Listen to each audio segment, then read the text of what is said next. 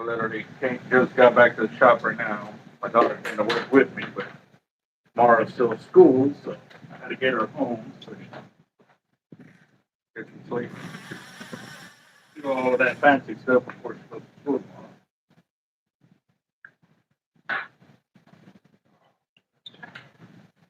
I know on my last fishing trip with the veterans that I took the rods out, they've been bundled up since then. That was the last time I went fishing with my long rod. Those are some of them that had some sprays. I just don't remember which one. And, some of them are missing some top shot. Got to get it prepped up because we're going to be meeting here at 06 to start loading up so we can hit the road. And we already went ahead and got a bait for tomorrow as well too. Over there. One of the many leaders that we'll be using tomorrow, the DEADCRAB, those drop drum leaders.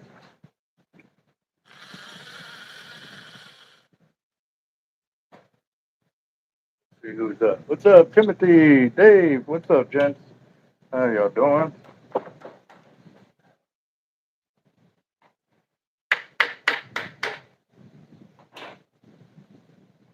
And this step right here is very important, guys. Like I said, maintaining your line and checking for frays is important. For me, I didn't have time to check on it and correct it while I was there on the pier because I had already had to get back to the shop. Get things done. I had to go hit the road and make deliveries and stuff like that. So, yeah, it does make it kind of hard to do it myself. I was going to work on this earlier today. Didn't get to. I was too busy cleaning weights and stuff like that today.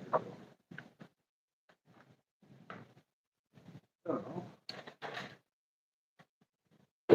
work this out. See where we go with it. And normally I wouldn't be cutting all of this, but because I'm here at the shop and I'm going to be splicing everything, so it's okay. Okay to do it right now. Like right there, I can see a fray already. So we'll be doing it. And you hear all the clickers on them because basically what I do is I put them all into free spool and gauge the clickers so they don't, while they're sitting here in the shop, so they don't have their drag engaged and stuff like that. But we'll have a handful of guys tomorrow. I'm excited. I don't know if I'm going to go live for the event or just record. Normally on those, I like to record just because, it's a bunch of bits, just bits and parts and saunders, and some of the stories that get told can be pretty brutal, so we, it gives them a chance to, be themselves without worrying about it, because then I can go back and kind of, if I have to remove the story out of there, so don't give the rest of us nightmares, type deal.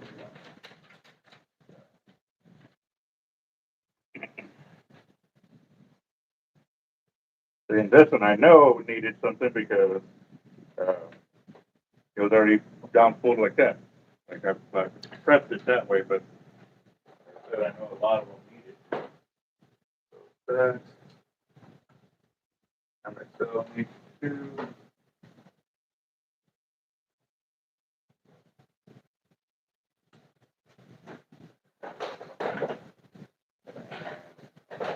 Take.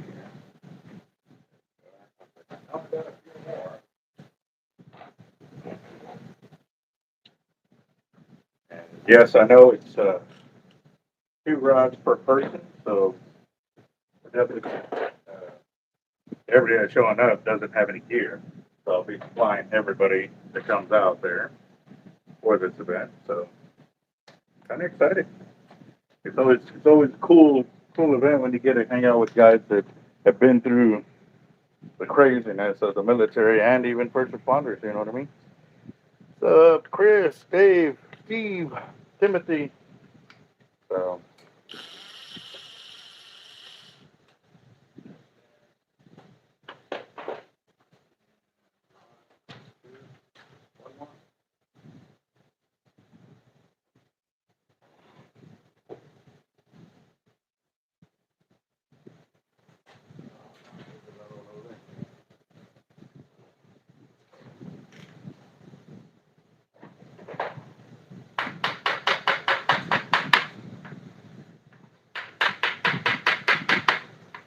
really been on there wrong.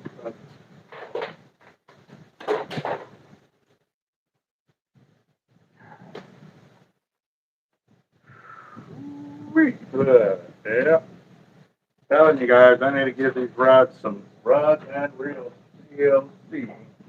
They definitely need it.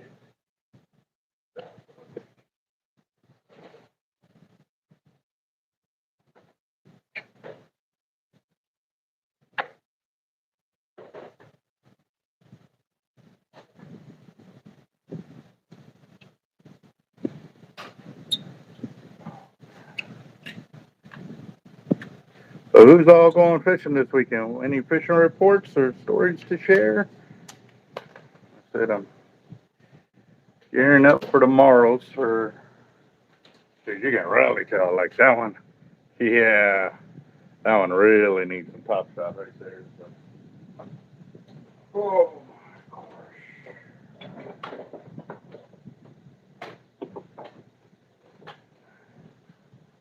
So.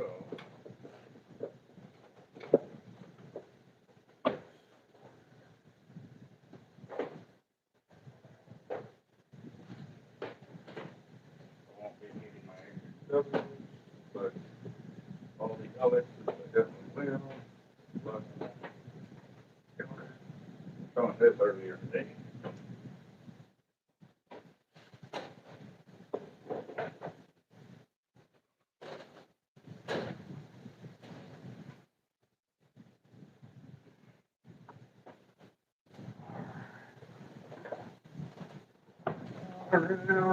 All right, I got my phone in my pocket.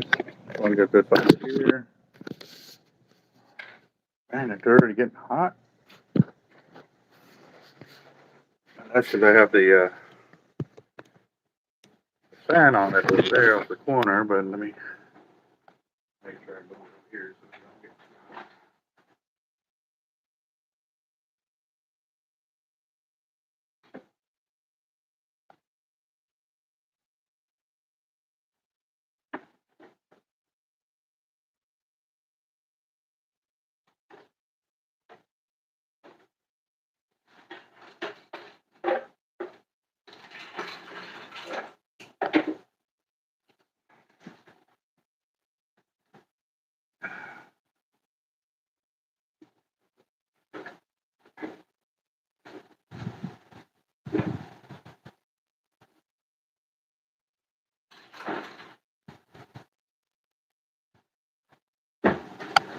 All right. Now, let's see. Get the channel going over here so you see what y'all's comments are.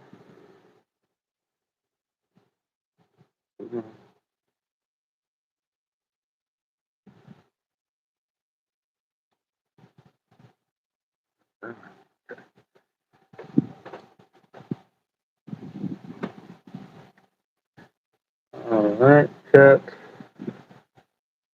And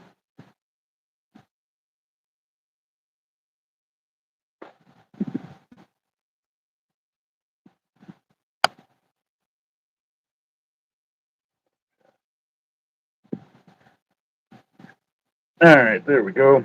Okay, downspool. I got a downspool first. Guess we can start with this orange one. Actually, no, that is the gold, right? Yeah, that's the gold. That one's the orange. That just gives you an idea how long I've had them. That is actual gold. That is an orange. And you'll know this because there you go. The orange plate up underneath, not so sunburned. Right there. Yep. So, yep. All right. Spool. Spool. This. Actually, you know what? I'm gonna go ahead and do this. I'm gonna kill two birds with one stone. I'm gonna go ahead and splice into. Oh, that's that diamond I gotta pull off of there. I don't want that crap on my reels no more. No more, no more, no more. Hit the road, Jack. Yes, sir. Gotta pull that off. Let me pull that off. That tells you how long it's been since I've actually used that reel. So. What's up, Lindsay? How you doing?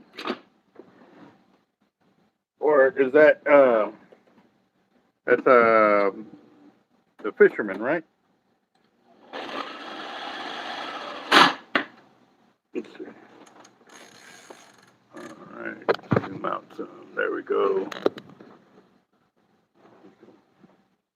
Hurting. What's the? All right. So if you're gonna come by tomorrow, it'll have to be late afternoon because I've got the veterans fishing trip. I will not be here in the morning till probably 2 or 3 in the afternoon. So just a heads up. If you're coming by tomorrow, guys, the shop will more likely be closed because I got the veterans trip and I haven't talked to Jeff to get an update. Actually, let me see if I can text him, see how he's doing. Because I've been I've been trying to call him since like noon just to see how he's doing. Um,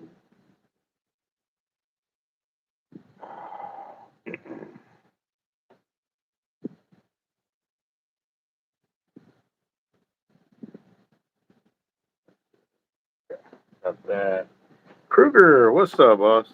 Where's my scribe at so I can do some unspooling? There it is, right there. Okay. All right.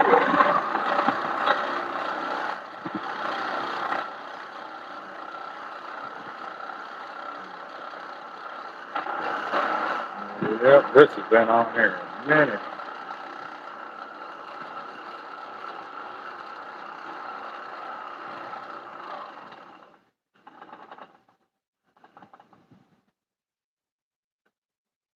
There we go.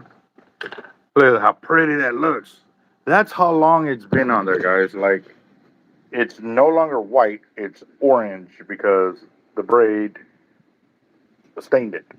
But again, too, look, it's still straight. No wavy, no snake-like line on there. And that tells you that that line has not slipped on the spool, guys. So I've been running into a lot of subscribers that actually watch our channel and are coming through and just now that I've opened everybody's um, vision to look out for that kind of stuff. They see it in everybody's videos, and or now they're understanding, why things are happening to fishermen, especially when they're fighting a fish, and what's going on with that. And what I mean by that is, one subscriber came in and was telling me that he saw a video where they were fighting tuna, and while they were fighting tuna, the line kept slipping, and that the drag wasn't moving.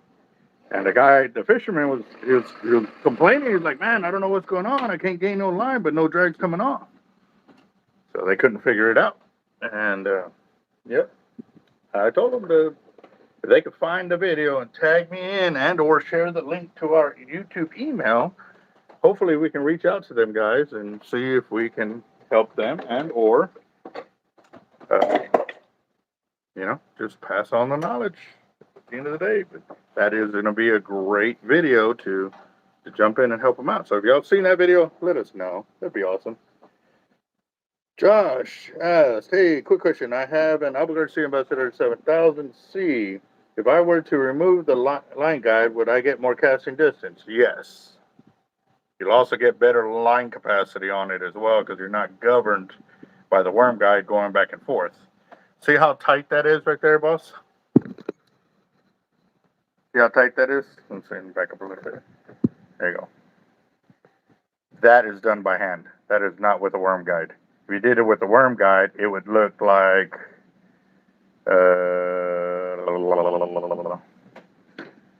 look like that. It's all gapped out in space or worse. You see a whole bunch of X patterns on it. So, yep, definitely.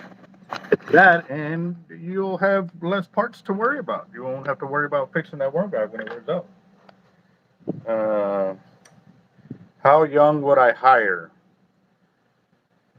Well, that is a tough question right now, boss, because right now I used to hire kids in high school to help us make leaders. However, I've got an uncle in here that is, the dude is on fire. Like, he builds leaders. Like, he gets after it. He stays busy all day, every day kind of deal. And before, I had to hire guys um, to compensate for that. Now, granted, I am still looking.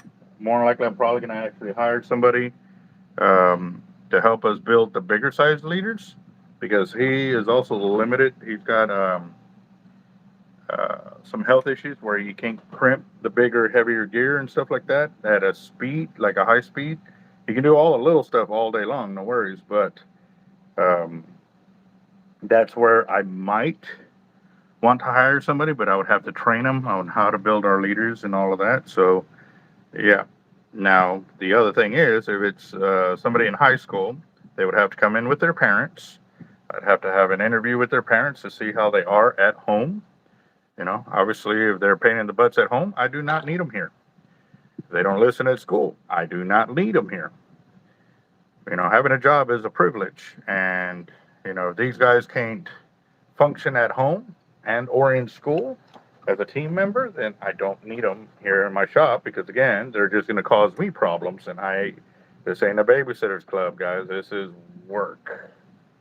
So as soon as I find out that you're failing classes or you're causing problems in school and your parents let me know or what have you, um, you know, you're gone. Like, I'm sorry. Why am I doing that if I already had to do this? Like, I should have already been that way, spooling, because obviously that has never came off. So I don't even have to check that line, which is good, and go to start spooling. So. And the orange stained the white line because diamond braid gets coated. Um, it gets coated with the coating on there, and it's supposed to be to protect the braid from usage, but it really it comes off after it's been there for a while, so it's stained that white braid because it's been there for so long.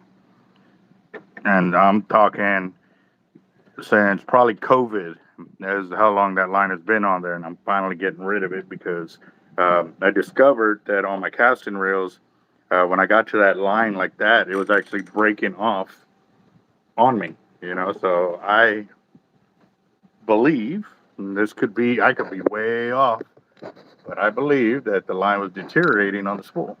So because of that, I am not taking any chances and removing it off my line or off my reels and going back to the braids I trust, Tight Line and Cortland. So, oh, wrong way.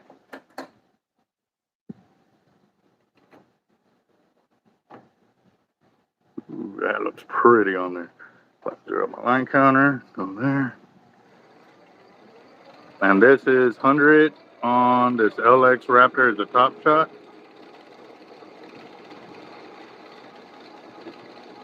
And I'm going to hit a black spot here in a minute. That black spot is actually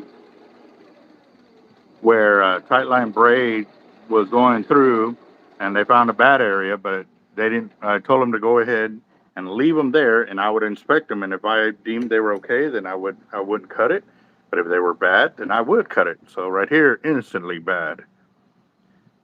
Something got drug in there, and it split the lines like that. So I'm gonna cut this. But also too, the reason why I'm okay with this with Tightline, because they marked it, they found the spot, but they don't want to, instead of getting a 200-yard spool of line, I'm getting 4,200 yards on one spool. So that's why I'm very, very okay with that, because otherwise I'd have 10 different spools at 200 yards or whatever if it was that bad. But Tightline's not like that. They offer spools up to 2,500 yards.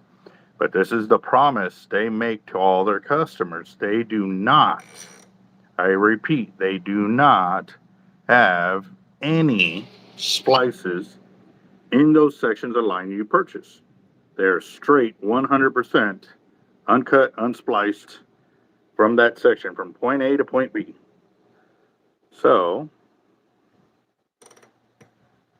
that's where they get all those smaller spools from, of the oddity spools of 250 yards or 225, and because they find something bad like that, and then they cut it and they start a new spool. But for me, I don't need a whole bunch of spools like that. I just need a lot of line and big spools, because y'all know I have a limited amount of space here at the shop to hang all these spools.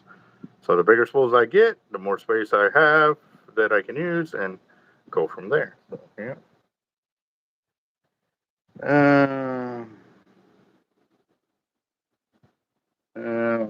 I'll bring it by so you can remove it, respool it for me. Thank you for respooling my Newell a couple of Fridays ago and sharing the video. You're very welcome there, Josh. Does it change color after the marker dry when applying more braid?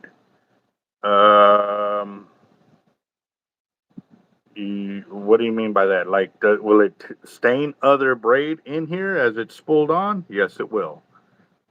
It will do that. But the reason why, like I said, I pulled that off is because it's really a bad section. I have actually been in sections where I was able to pull out whatever debris was, and the line was fine. So I left that spot in there.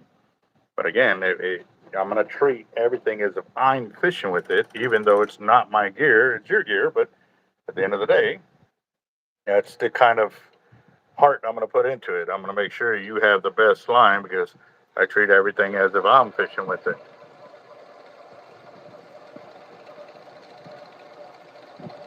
Do I have any crabbing spots? Yes, I do. Copart Pier is a very popular spot to go crabbing. Caught a ton of crab out that way. Also near the rocks in that area as well. But I will warn you, there's monster stingrays that go out there, and they end up setting on your pot, and you end up not being able to get it up off the ground. So just food for thought there, boss. We used to always wonder why they would get stuck there, and finally one day I saw where the water was clear. You could see the big old stingray sitting on it, and we tried to get him to come off of our crab net, because buying a crab net back then in that day, it was expensive.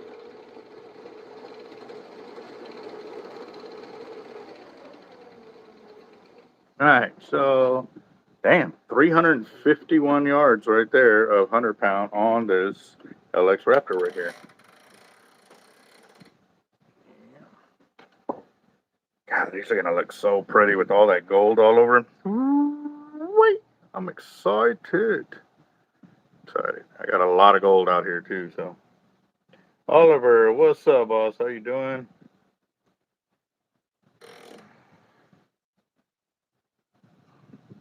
And we actually used to use the permanent marker before I started splicing all the different colors to kind of mark the like 500 yards or 50 yards and stuff. And now we just changed the color completely. So I haven't used a marker in a while. The last one that really had us marking up a lot of lines was Whiskey, but yeah, that one. I was so busy, and I'm totally grateful for his patience with sending us reels and having us do that. But it was extremely hard for us to keep up with the amount of work that we had to put into those reels, and so I ended up having to send a bunch of them back over there for him to get another shop to do them. But yeah.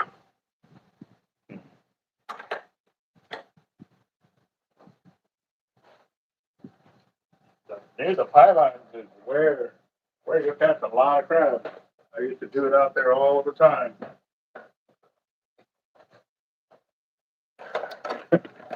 So, just to give you an idea of how many reels I'm going to go through, that was LX number 1. I got 2, 3, 4, 5, 6, 7, 8, 9 more LX, or 8 more LXs to go through. Literally. So, let's see what this is here. This one don't look like it's gonna need a top shot, but it will need me to at least clean up that line.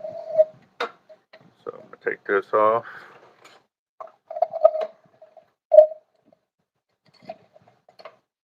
Yes, they caught. We found out who he was and where he lives within the hour.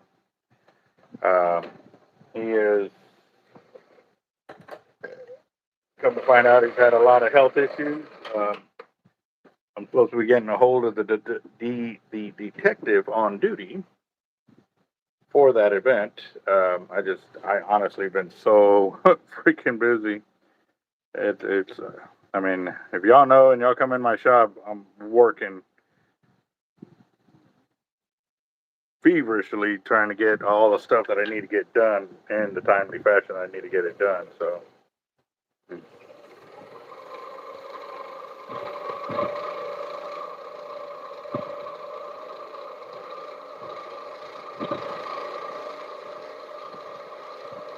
You see all them splices in there, guys? That's a lot.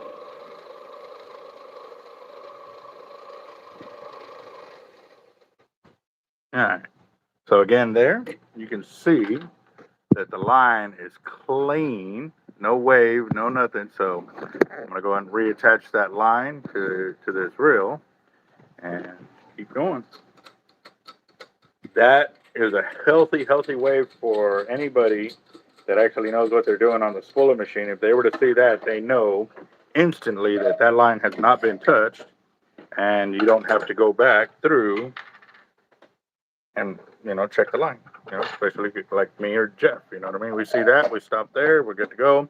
The only reason to go past that for us, if the customer says, "Hey, I need to know line capacity," that would be the only reason for us to go even further back than that. You know what I mean? So.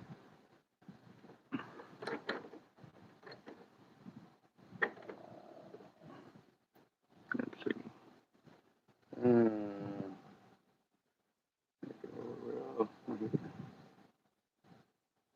Yeah, bring it on by, Jazz. We can get it set up. No worries.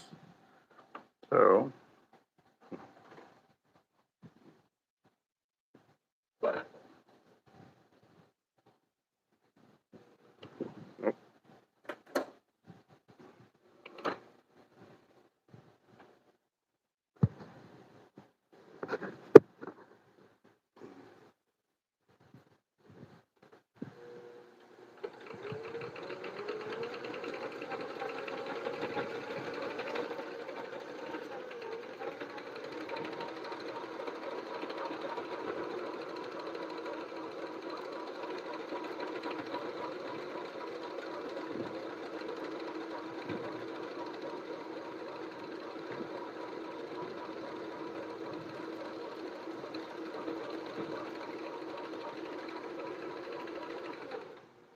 So right there, you can see where I changed from that line to the green line.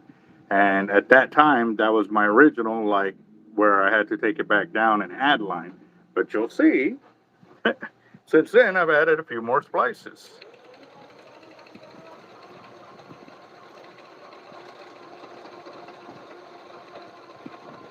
There's another one.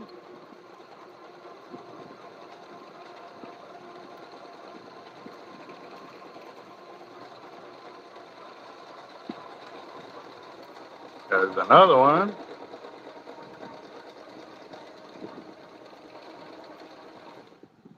Felt a little something there. I think it may just be a little piece of debris in the. Let's see. There it is, right there. Yep. Little piece of debris in there.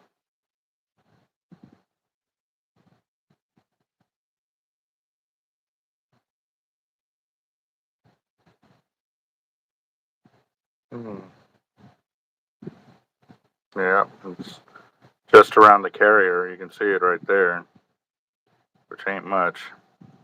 It'll be all right. Be all right. Okay, get this over here. Come on.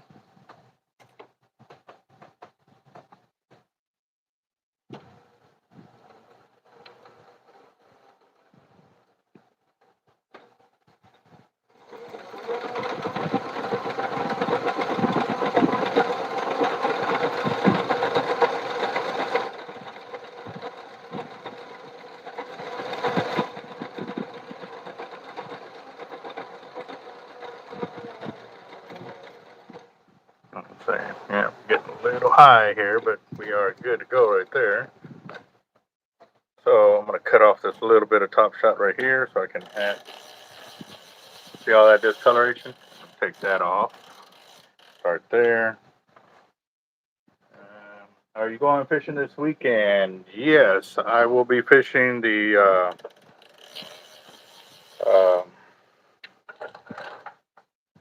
Jetty Walkers tournament. It's on Saturday. Tomorrow, I'm taking veterans fishing at Goose Island State Park, veterans and first responders. So I'm kind of excited on that. Finally getting some fishing going.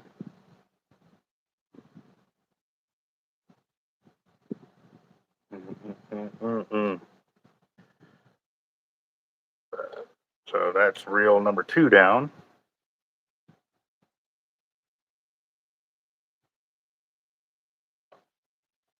Oh, come on. I was actually supposed to be here a little while ago, but I went to take my daughter home, and everybody else had left the house to go pick up my son from work, so I ended up chilling at the house with her for a little bit before I had to come back. But I'm ready, getting ready for tomorrow. See what vets show up, see what kind of fishing we can get done.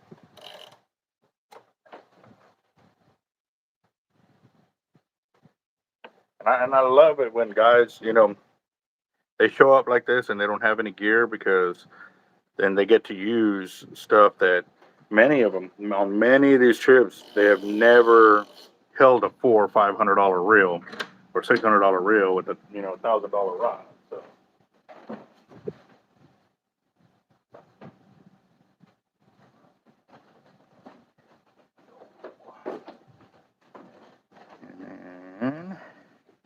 And then, where's Jacob at? That would have been cool. We were getting him with that and then last night. Let's see. Take out that dirtiness right there.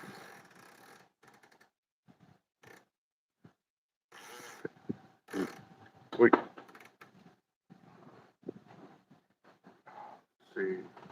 Yes, this is an LX. The Jetty Walkers tournament will be at the Port 8 Jetties on the South Jetty. It'll be on Saturday morning. Starts at daybreak. Literally, it starts at like 5 or 6 o'clock in the morning. So, more than likely, like that year, me and Gary fished it. I went ahead and just camped out there the night, and slept whatever hours I could in preparation instead of trying to get up at 3 o'clock in the morning, come load my gear, and then go back over there. And yeah, no, I'm good. It was easier for me to do it that way too. So, and let's go ahead and pick this out. There we go. Again, all I'm doing is just hollow core splicing, so I can add more line to the reel without any knots. But now that I'm doing that, once I get to the top shot of this new color, I will actually zero out the line counter so I can see what kind of yellow top shot will go on here.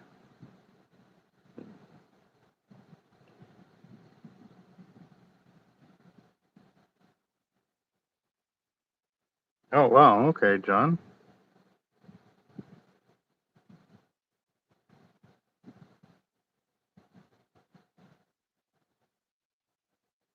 There we go.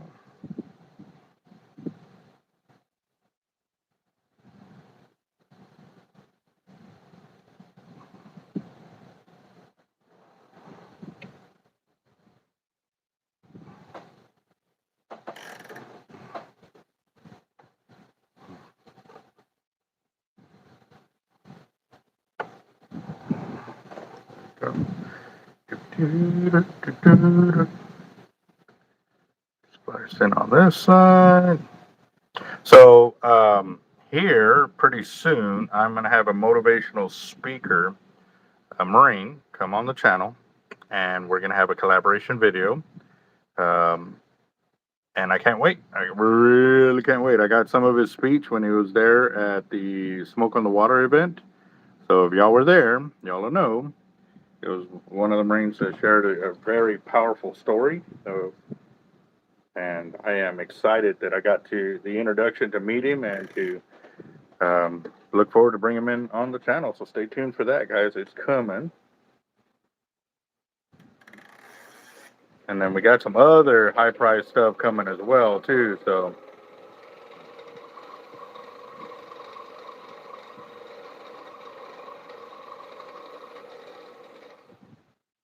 yep. I'm gonna go down a little further. I just want to check something. There we go. Yep. Look at that. Still nice and straight on there. Yep, yep. Let's see. Any tips or thoughts what bait to choose for catching these trout? Let's see if anybody around the area over there got any tips on doing that. I don't do much freshwater fishing except for alligator gar. I've done bass, some stripers, tilapia, carp, gaspergoo, and freshwater fishing is almost the same like saltwater fishing. Almost. We go for alligator gar, we end up catching a big old flathead or blue cat. Can't really just pinpoint that bait that same way, so.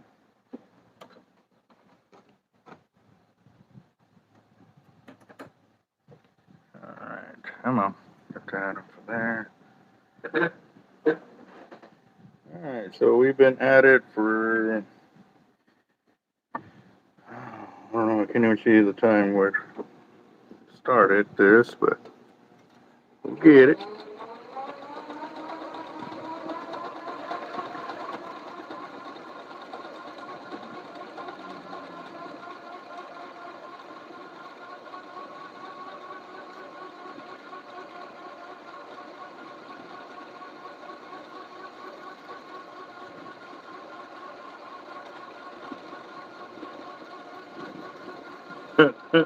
This reel's got a lot of splices in it. But I do that intentionally, guys. I leave the splices in there because, you know, it shows. And y'all can follow along through our fishing videos.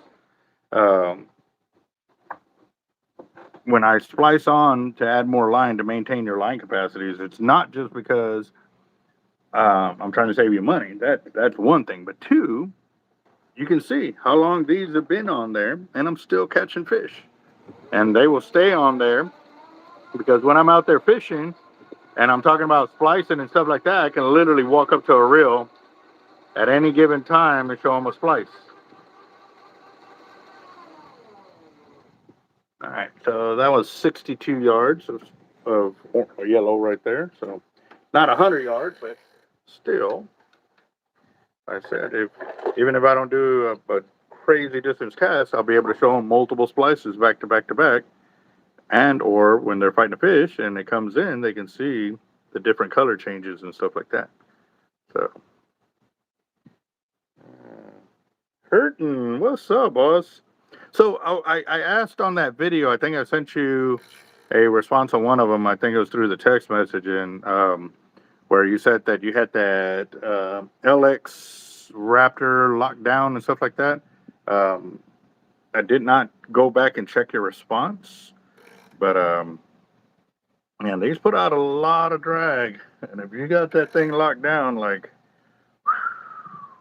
I mean, granted it was a 7-foot sturgeon. I am looking forward to the one day of being able to get out there with you and put some wood to some fish for sure.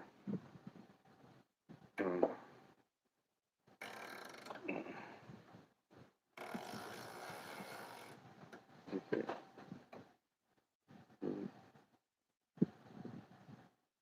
Jasmine says, I think it's where I go fish. Overfish. I don't have any luck with a doe. Are you trying to catch a carp? And just a heads up, you know, I do sell carp here. I got a bunch of carp for alligator gar bait. So if you're interested in just buying some, I got you. I can get you set up here at the shop. No worries.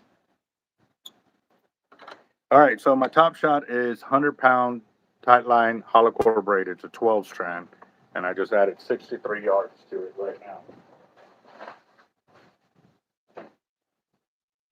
That's number 3 LX down. Time for number 4. My thin red line right here. Nice. So, and this, and I know I'm gonna have to pull out some line because right there you can see a burn. Right there as well. And I think those are the only 2, so we'll take off a little bit. No reason to do a splice 10 feet apart or whatever.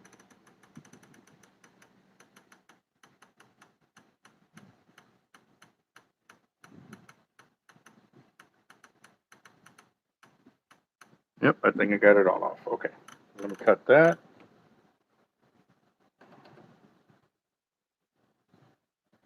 And take this off.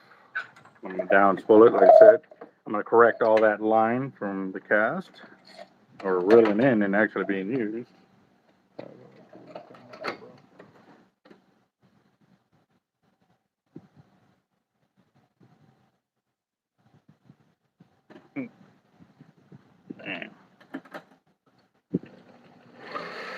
Well, I was going to say, it's not just the sturgeon, but whoever's holding that much amount of drag, that's going to put a wear and tear on them as well. Yep,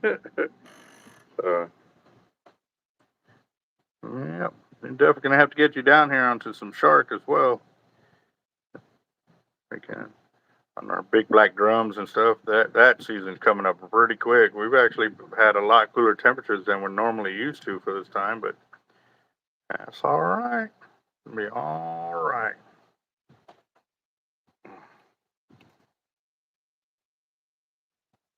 Let's see. And I'll get in there. Right there. Get that up. Spliced in on here.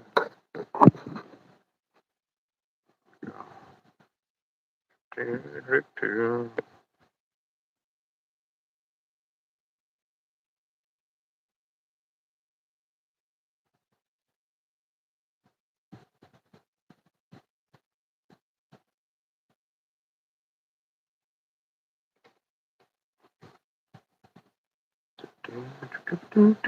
Get in there. Cut that.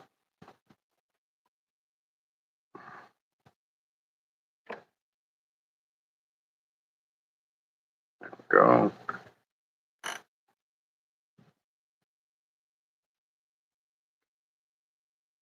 All right, here we go. Get this pulled over. I got 2 and 4 pound test on my reel, size 16 treble. I use for power bait dough cranking. I'm gonna try to film it in first person or have someone zoom in on the reel when I get a decent size. Oh yeah, that'll be nice. Nope, we still need to go further.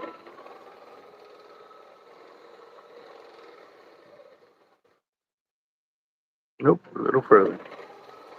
Look like this one got droned out. There we go, nice and clean. Now I can take it back up. Shoot, I wasn't even paying attention over here. I'm gonna show you what I mean. I wasn't walking it back and forth because I kept looking over here.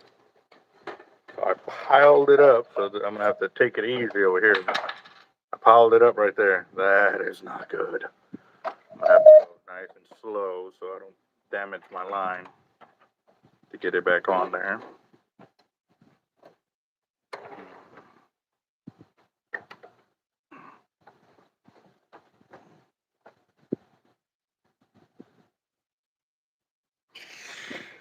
He said 23 sturgeon.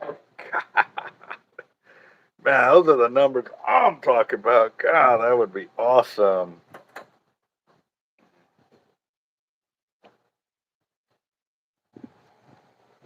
I'm gonna go slow just because, like I said, I piled up all that line right there.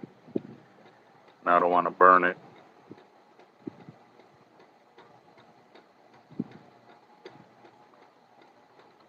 Once it moves over and it's all tight, then I'll go faster. And y'all can see it over here on that side. It's spayed. Yeah.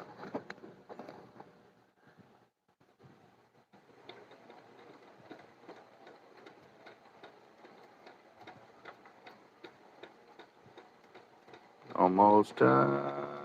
Almost.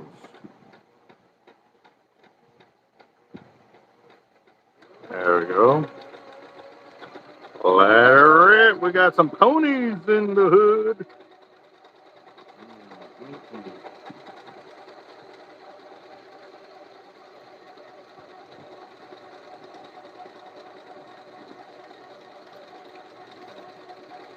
Whoa, what was that? Ah, yes. We actually had a burn there, right there, and I can see another one right there. I'm gonna show you what I'm talking about. See right there at the tip of my nail? That's actually a burn line right there. See how it's kind of discolored? See that long strand hanging out of it? Yeah, I need to get that out of there. See, that's a weak point. And you can see it comes up all the way around. See how it turns kind of white right there? Right under my nail? So, alright. So, oh, I got another knot right there. Look. Watch. Boom. So I might as well just cut that section out instead of doing and just splice it together right there. I think we're good. Actually,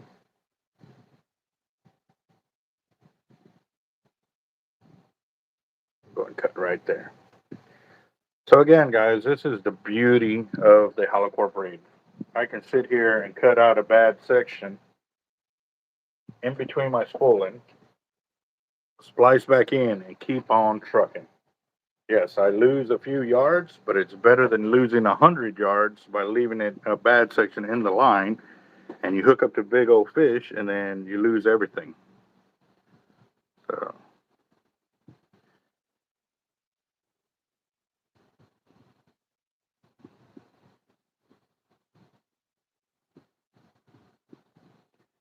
Sammy at the Deerleys getting ready for the season in Zapata. Oh, nice. So that's kind of why I know my sales have been in the crabber because a lot of guys are getting ready for hunting season. They're out there feeding and getting uh, their blinds ready. They're getting their spots ready. I mean, I know all year long they kind of follow up on it, but they right when it's really becoming deer season is when they really get active or being proactive in doing the research for whatever area they're planning to go hunting to see what is in that area and they prep for it kind of deal. So, yep.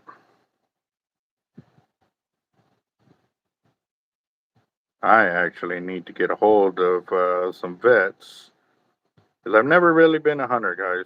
I did as a young man, and then, once I joined the military and stuff like that, I just really never got back into it. Now, fishing is different because, they literally have a fighting chance. And I say they do because they can choose to bite my bait or not bite my bait. But once they're on the hook, it's a different story. But, yeah. But no, so I want to get with them because they end up getting a bear hunt going, black bear hunt going. And that would be a life, one of my bucket list items. I've always wanted to go hunting for bears. So now granted, it ain't guaranteed that I get the spot because they draw names, a bunch of vets get into it, but you can't win if you don't play. So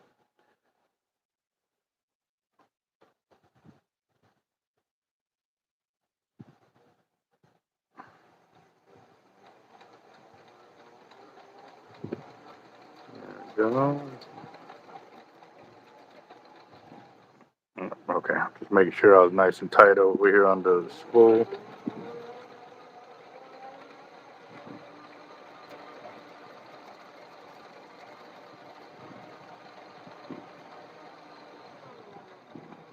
238.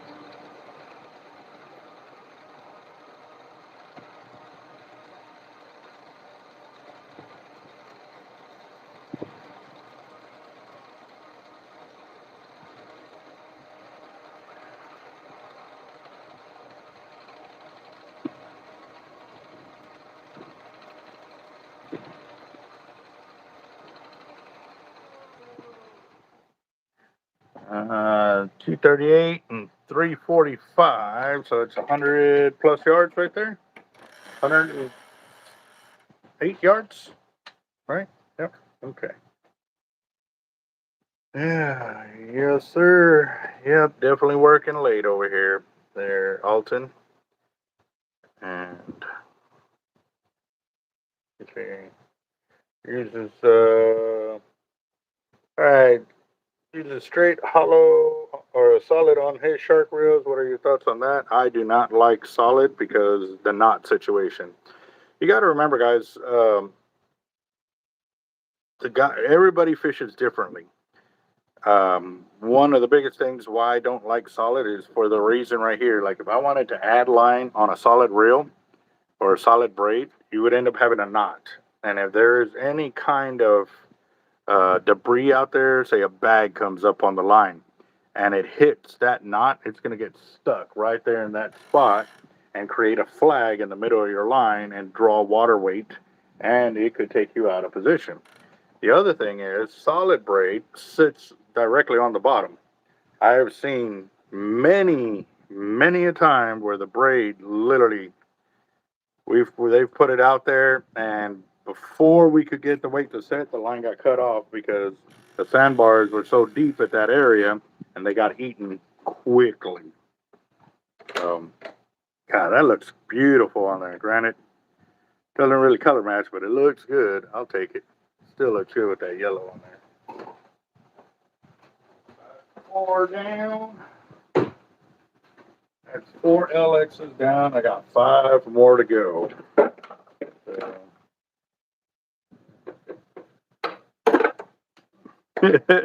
I saw that one small video where they show guys that are out there, they're dreaming or whatever. They're dreaming of their fishing, and they're sitting there cranking in fish.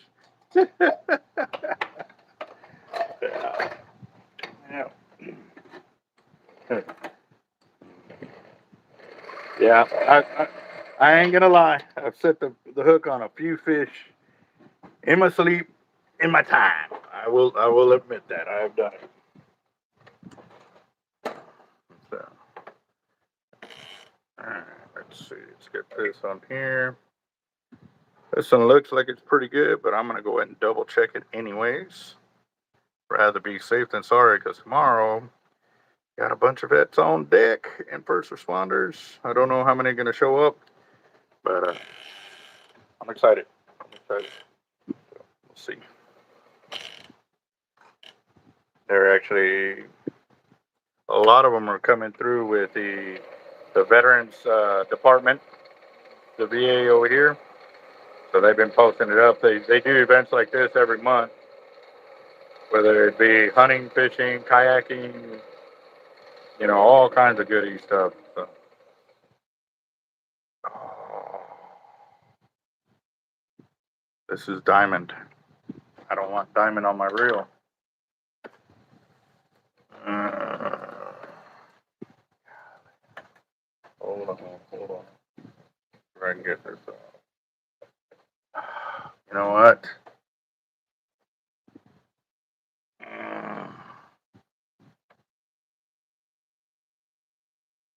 You know what? Let me do this. I got an idea. Hold on. You know what? I'll go and just fish with it this one time, just to get it, just so I can get through it, because otherwise I'm gonna be here a while. Oh, wrong way. Once I get back from my trip and I got more time to play, then I'll worry about this one. But I know the orange got to replace it. Oh, look, it's already right there.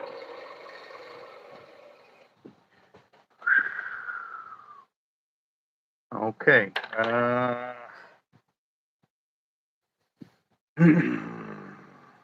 let's do this. Dang, is this 130 on here? That is really thick line right there. Hold on real quick.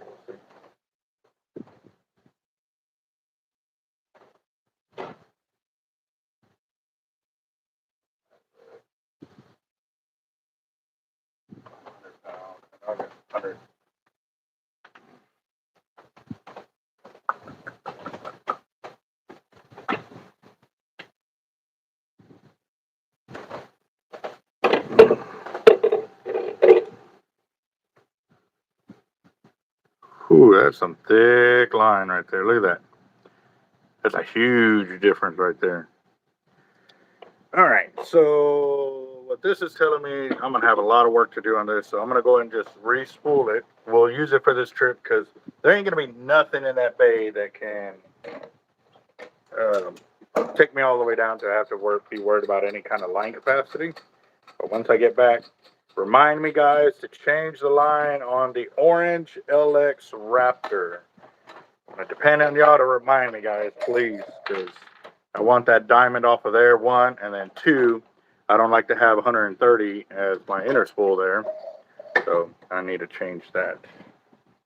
But that'll be after the trip when I got more time to play.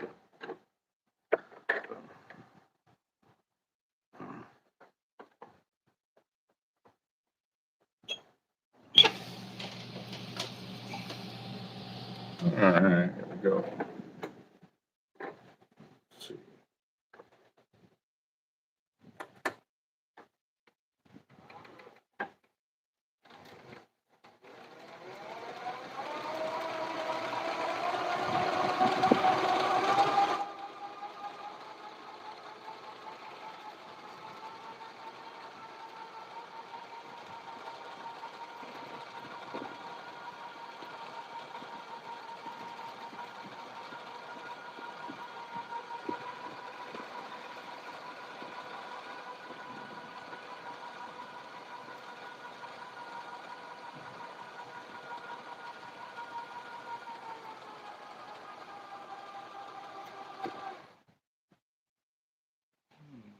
Nope, I'm good there. I'm not gonna add more line to it because it's only gonna be a short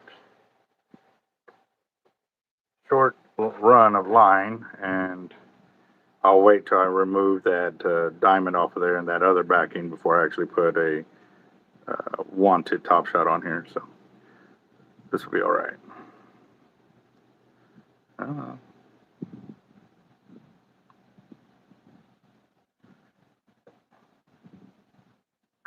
Wow, normally it slips right off, but it didn't want to let go. He's like, no, pull it all off or add me on, one of the two. One of the two. So, all right, so this one's good to go.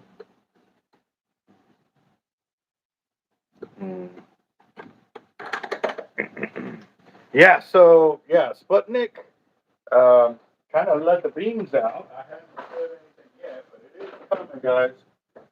I've got, and it's first come, first serve. I've got 4 left-handed MXL Raptor Plus in orange. Yes, I said it, in orange. Orange, orange. Yes, they will be the first of their kind, left-handed orange reels. Yep. So if y'all want them, y'all got to get on it quick. Help me out, because yes. So if y'all want to get on this, let me know. I'll be getting them. They're. It's already in the works. It should be 2 to 3 weeks from now. They will be in. So.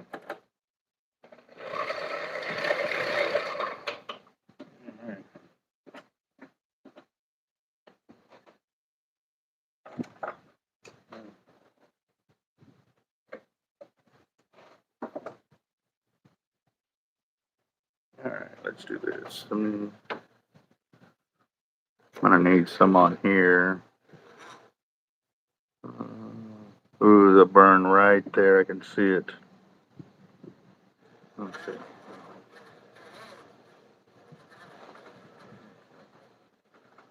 Show it. Where is it? Right there. You can see it right there. Let me pull that out of there. Nope, not there. And I'm doing this intentionally, guys, because I want more of the yellow as the top shot. I love that color. Come on. Damn, where is it?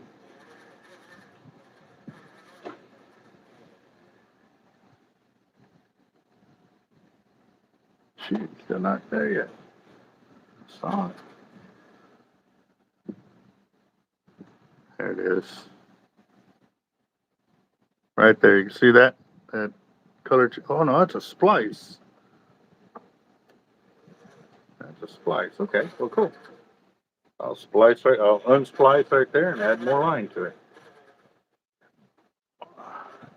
Come on. Yep, look, it's a splice. At the beginning? Yeah, no, it's right there. Watch this.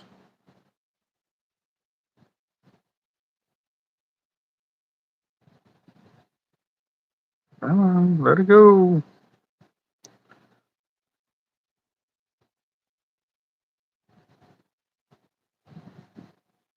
There it is. Look. Told you it was a splice. There we go. Awesome.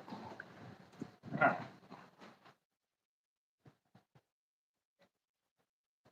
crap. There we go. All right. I want to try the 12 strand Hercules, see how it compares to the Tightline 12 strand. Well, I'm going to tell you this, Sputnik, you're not going to like the line capacity you're going to get out of it. The Hercules brands I have seen have been way, way, way, way thicker than like the Tightline and or the Cortland brand. So, oh, why am I taking it off? I was supposed to splice it.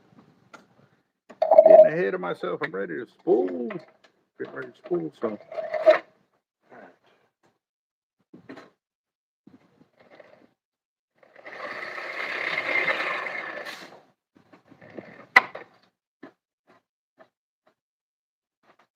So you're using the solid, the 4 and 8 strand.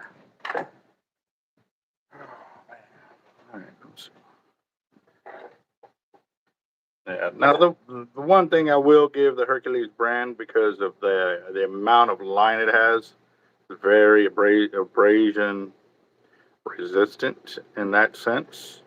But as for line capacity, I wouldn't use it because I like my numbers. I like high numbers to be able to fight a fish and get it in within reasonable amount of time and stuff like that too. So, do you have any issues with the Hercules braid and the amount of coloring, or do you have a white braid from them? I know with their colors or their colored braids, man, we get it thick, thick coatings left on my roll, especially the roller right here. We get a lot of their coating left on the line or over here, and it transfers from their line or whatever I was pulling to the next reel that I was pulling, and leaving debris on it and stuff like that. So it dirties up my gear over here pretty bad. Go.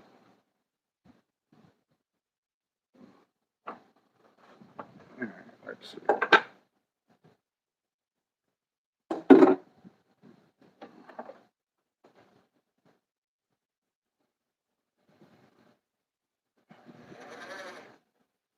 How is the Power Pro Hollow 4Ace? So I was gonna buy it one time, and it was like $400 or $450 for the spool.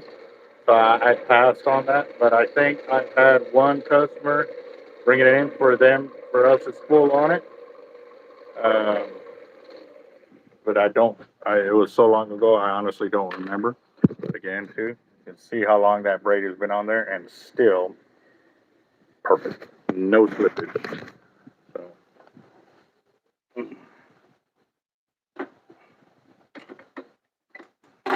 And I'm pretty sure y'all can go through my videos over here and find when I actually spooled these reels with that braid again, and or checked to see if my stuff was slipping. because at that, 5 years ago, 4 years ago, I was still proving the knot, the anaconda knot that we use doesn't slip, so I was taking them down. Now I don't even have to do that, because y'all that follow the channel will see the proof is right here. I don't even have to go down that far to prove my knot works. You can see it.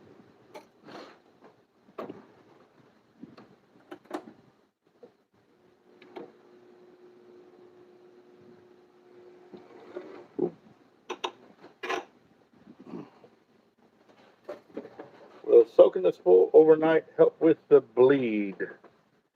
What do you mean? Try to get some of that coating from like the reaction tackle line to come off? No.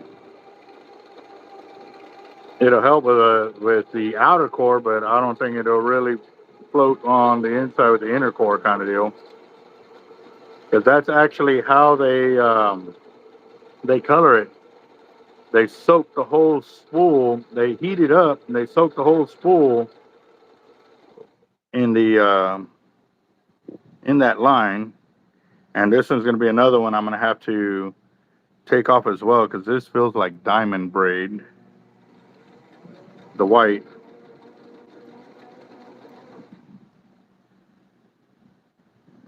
Is it? I can't tell.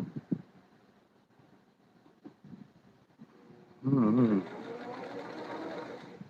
That was a splice right there, but yeah, it is diamond, and I'll show you how I know that. So, do this. You see the weave right? Let's see. Hold on. Let me get something a little sharper. Okay. So let's do this.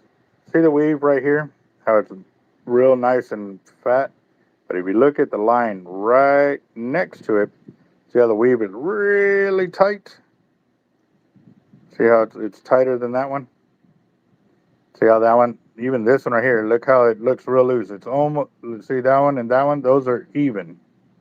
But you go to this one, it's half the size of that one. And then this one is half the size of that one. That's a huge, huge difference right there, guys. Like, that tells me that I won't be able to splice in that area. Right here, I won't be able to splice. So now the orange and the purple, I need to go through and remove some diamond braid off of there. Orange and purple.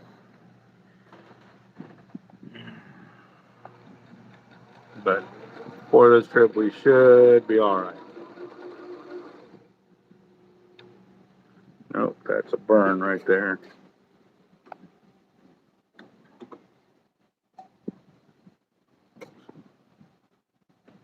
Right there, yep.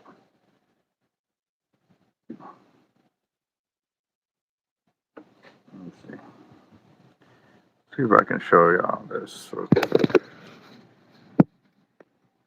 Oh, I don't know what happened. Oh. All right, yep. Can y'all see me? Okay. So, see all that hairs right there? That is actually part of a burn. There's more over here. Look above where the line is at. You can see those little hairs sticking out? That's all part of a burn, so I'm gonna have to cut that out, that section out. So I don't know how I got stuck in darkness there. I'm sorry, guys. Hopefully we didn't miss too much. Oh, y'all are very welcome. So let me cut that out. Just cut right there. Can't find the end.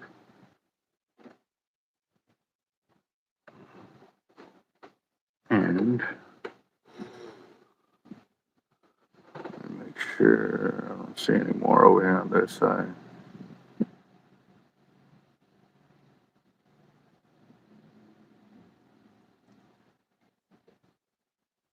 No, think we're good. Okay. Oh, there's a splice right there. Look.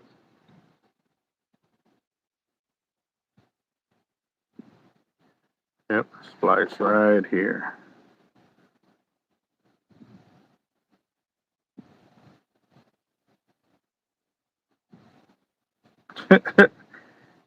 There you go. So I can get rid of that section and go and splice her back in and get running. All right, let's see. What do I do with the needle? Did I drop them?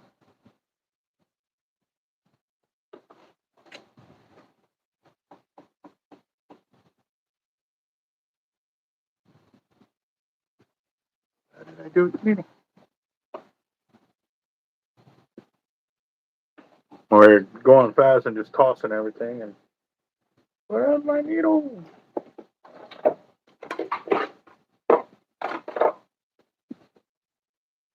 Oh, there it is. Okay.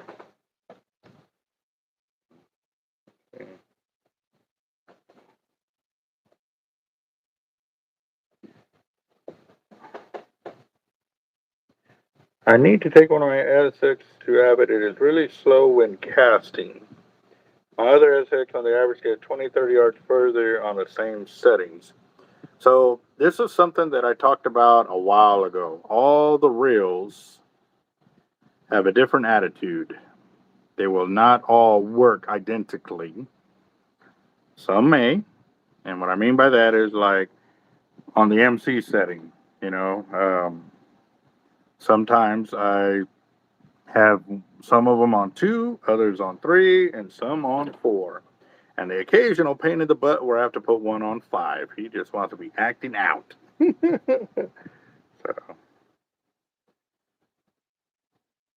but if it's like seriously like something with it, it could be the bearings are messing up. Is it making any kind of noise when it does cast out?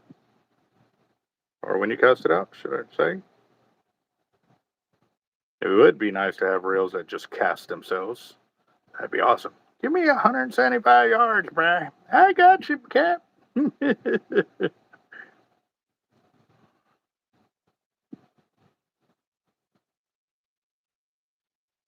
see. Here we go. Got that.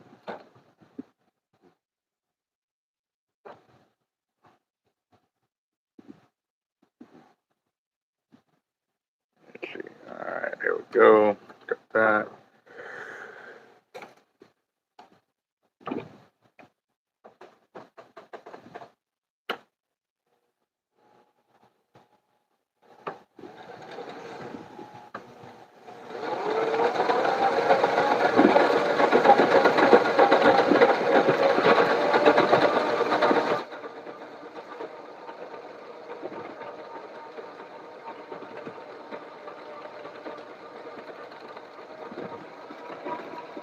Damn, I'm getting a little sloppy there.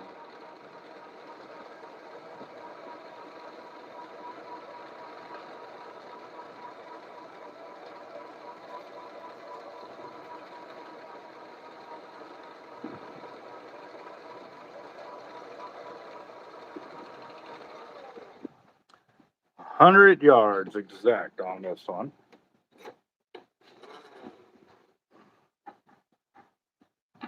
Clicker don't sound very loud on this one, so might have to watch it. Watch it, watch it.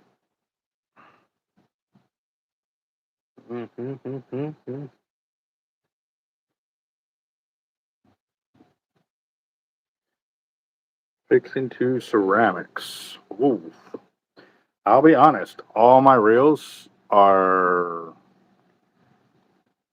um, there's no upgrades to them. I have no upgrades on any of my reels other than the actual distance casting reels that I got, those Frankensteins. But all of these are all the original parts that I bought them from Abbott.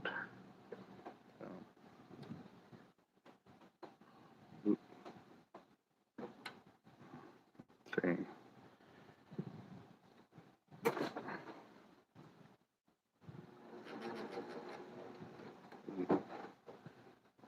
All right. Another reel down.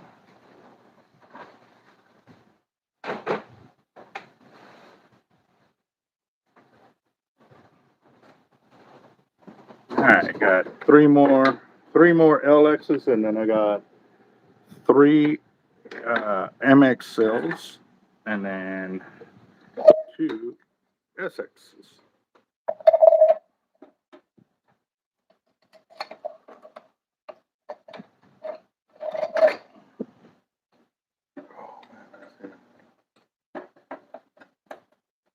The ceramic bearings like that, well, they should help it cast further. They're a lot smoother than they're supposed to be. But I'll be honest, like I said, I have personally never upgraded any of my reels.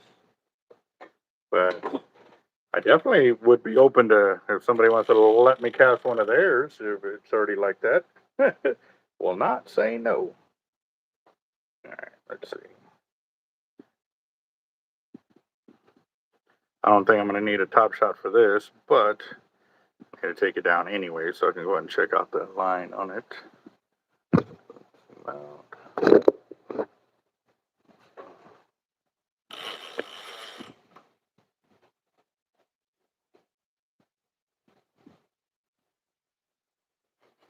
Yeah, definitely corrosion resistant because they're not metal, they're ceramic. So yes, that is a very good one.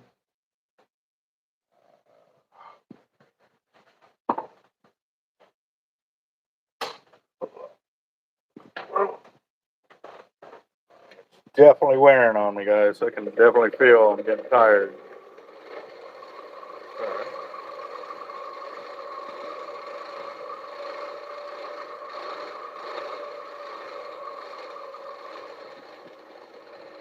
Yeah, go all the way. Ooh, that definitely needs to get fixed. That looks ugly. Uh-huh. A little bit more.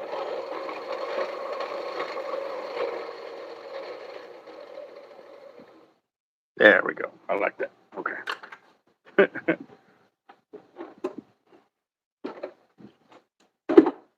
Yeah, for a time there, we were droning out my bait, my LXs and stuff like that. So they did get deep, but now I can get them all fixed nice and purdy.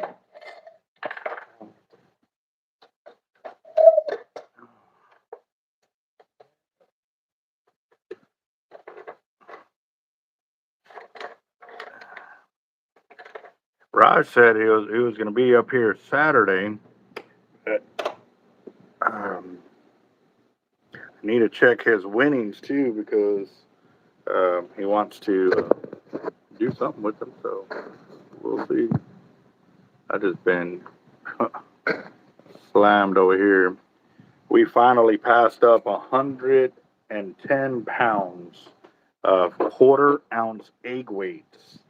110 pounds of quarter-ounce egg weights, cleaned, ready for shipment. But we are still 100. We need 140.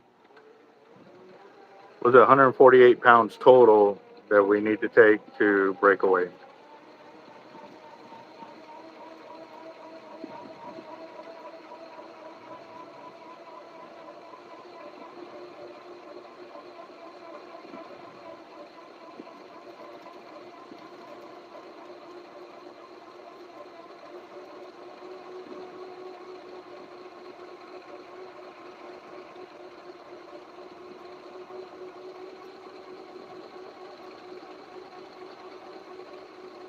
Definitely a lot better.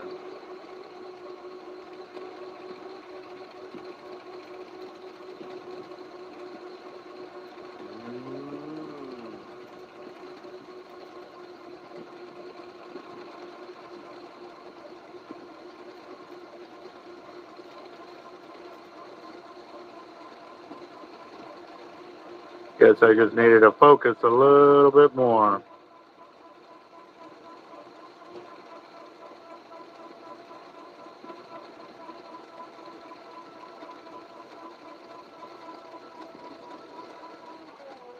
Yep, that's all I had to do was just focus. All right, so that's enough braid on that reel. So all I have to do is do the end of the splice right here. Keep going. Sputnik says, Albert, FTU is out of a lot of your surf weights. I refuse to buy the other brand now. Well, I will definitely let them know. I've screenshotted the comment on the channel, and I'm going to send it to the owner.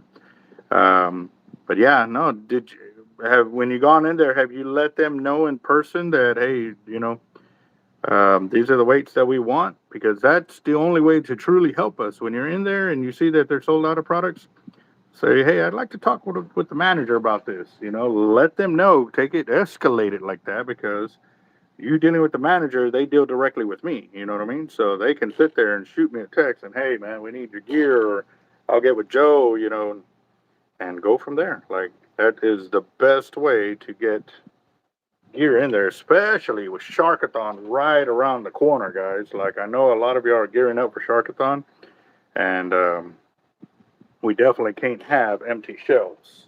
That doesn't help us, and it doesn't help them, and it doesn't help you. So, mhm.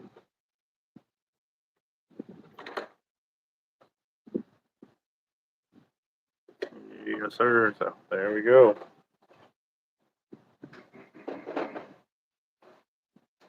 All right. There we go. Get this off there.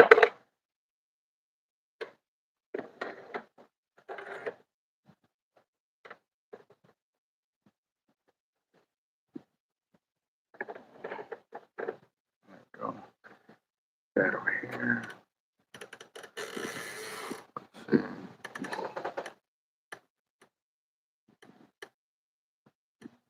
I'm doing a little overview inspection of the top end. I see a little bit of here and there, but not enough to warrant me to cut some lines. So.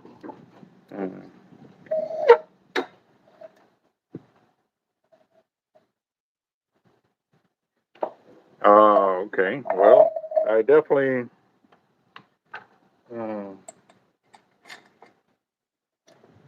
Wow, that's crazy. We definitely need to see what's going on with that for sure. Cause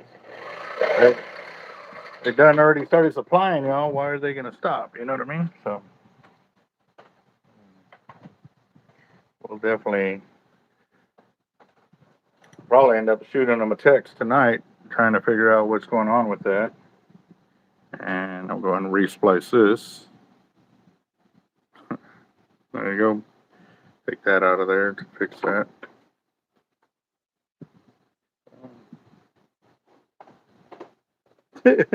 Yeah, yep. That is one of the main reasons, was my surf weights, as to why I upgraded to Avid Reels.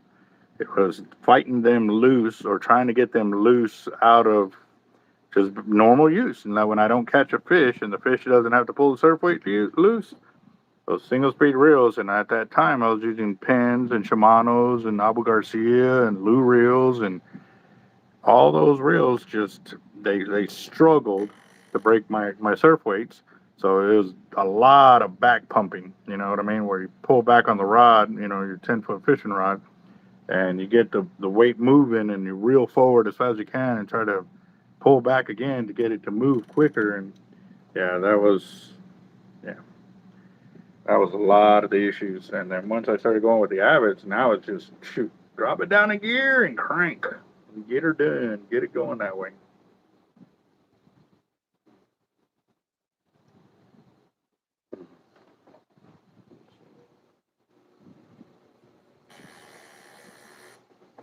All right, let's see.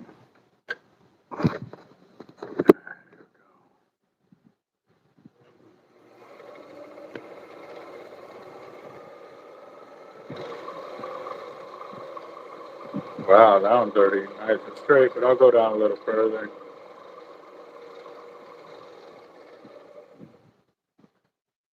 I'll go a little further.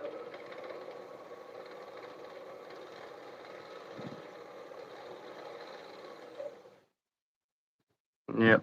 The more diamond on there, the red. I gotta add the red one.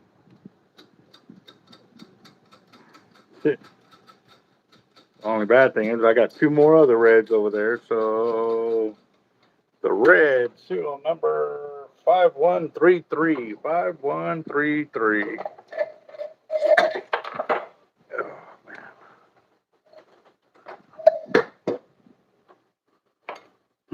man.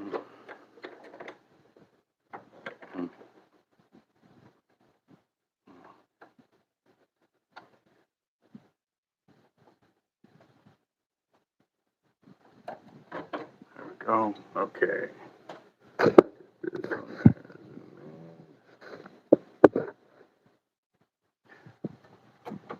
I do appreciate y'all keeping me company tonight. Freaking, so I wonder if anybody is out doing anything tonight.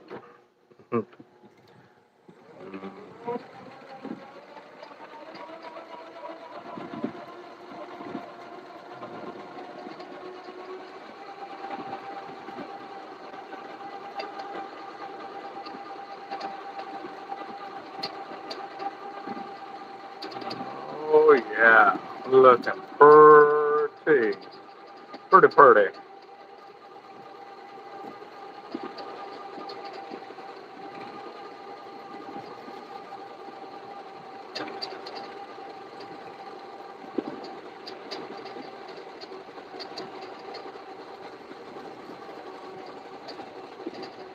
Nope, not adding more line there.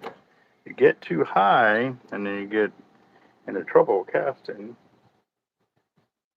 You start to backlash. And yep, I got my loop on there, ready to rock and roll. Yes, sir. Get her done.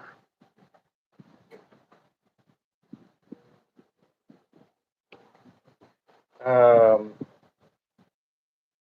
yes, the line counter goes by yards.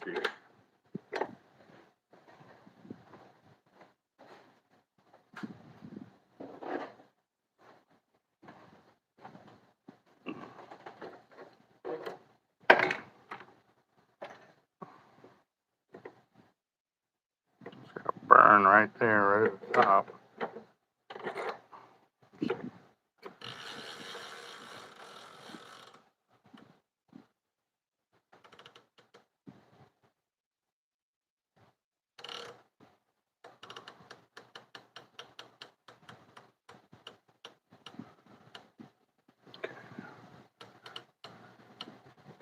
Take that a little bit off.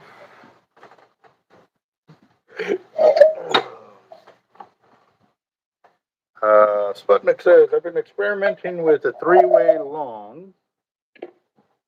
Where I replaced the crimp hook with a snelled octopus hook, and it did amazing on hookups.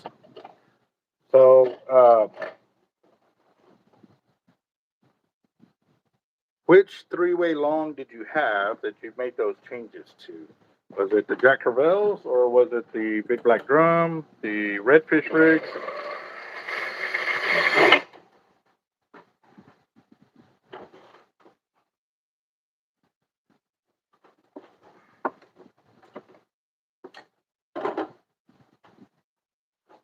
Let's see. All right. I don't think I need to add more lines. I'm going to go ahead and loop this on here. Go right here. There was a Jack Crevalle one. I got 5 reds, a 5 black drum, and 2 bonnet heads. This past trip was a good time. So was that with your snelled hook there? And also too, did you use the same length that I originally had on there, and you just snelled the hook at that same length? Also too, what weight class of line did you use to set that up and to fish with too? I like to learn all these things because it does help. Like I said, I have the 3-way redfish rigs, the Jack Crevalles, and the Big Black Drum, and even the shark rigs like that. I got 3-way longs, 3-way shorts, and casting. Redfish has 100-pound test. Jack Crevalle's got 130-pound test. The bull reds and Big Black Drum go to 250 and 400, and then the shark rigs will go 400, but they also have 480-pound coated cable or 250-pound coated cable. Oh, what am I doing? I'm getting ahead of myself.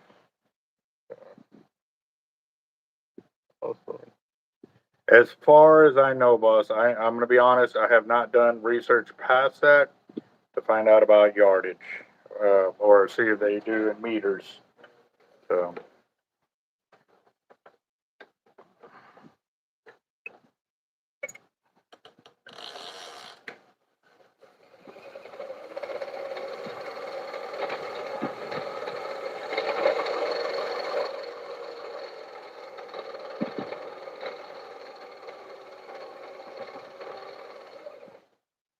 Beautiful. God, that's so beautiful. I'm sorry, guys. It's not me trying to toot my own horn or anything. I just love it when the line looks straight in line like that, like if a machine has done it. You know what I mean? That is just I love when reels look like that.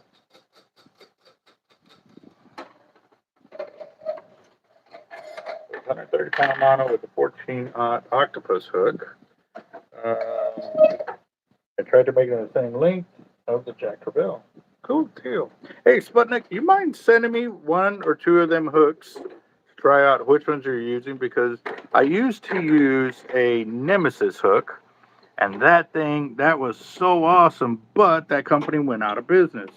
When I heard they went out of business, I bought their last 10,000 hooks, and it was an excruciatingly painful purchase, but I bought them.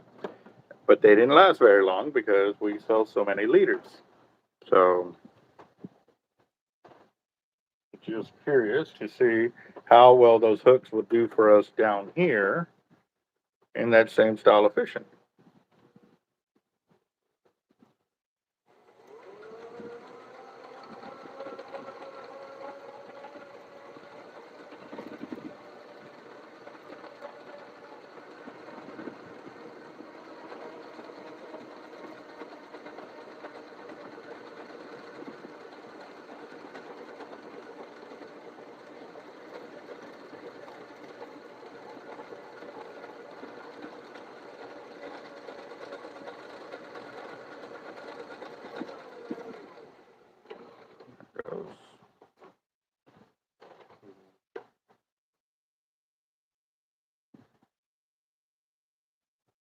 Most tackle shops go by feet. Um, it will. It all depends on whatever machine they got down there. Um, ours, I bought it like this, so I never looked at changing it up or to get it into feet or meters. To be honest, the only time we ever deal with anybody um saying that is like the offshore guys. You know, when they offshore fish, they're hey, it's 30 feet down and stuff like that. So. I don't know what's going on here. Why is that line over there? Okay.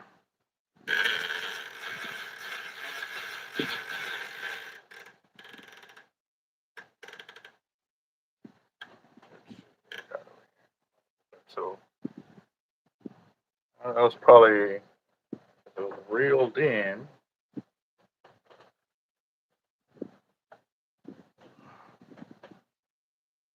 I think it might be able to do a little bit of top shot. I'll go ahead and do that. Oh, okay.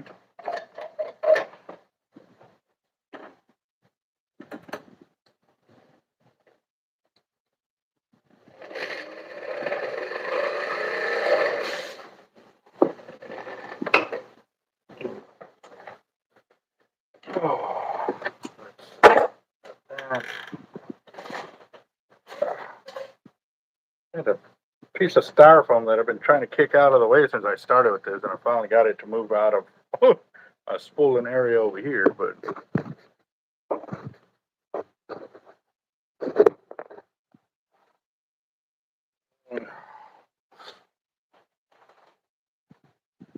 let's see.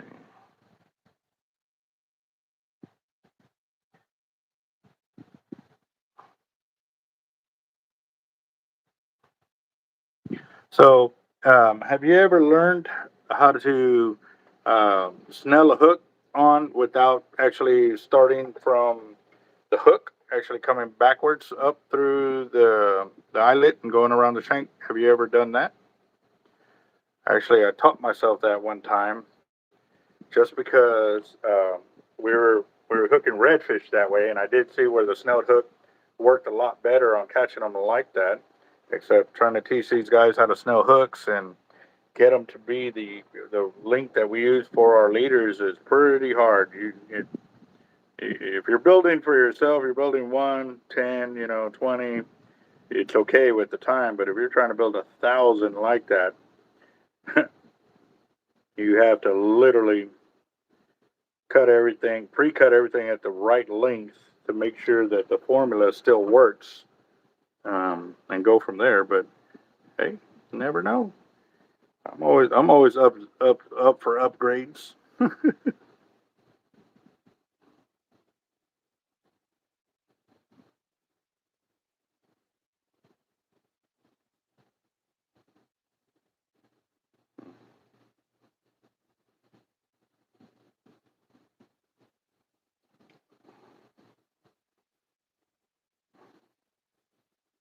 All right, here we go. Probably won't be but 10, 15 yards, but we'll get her done.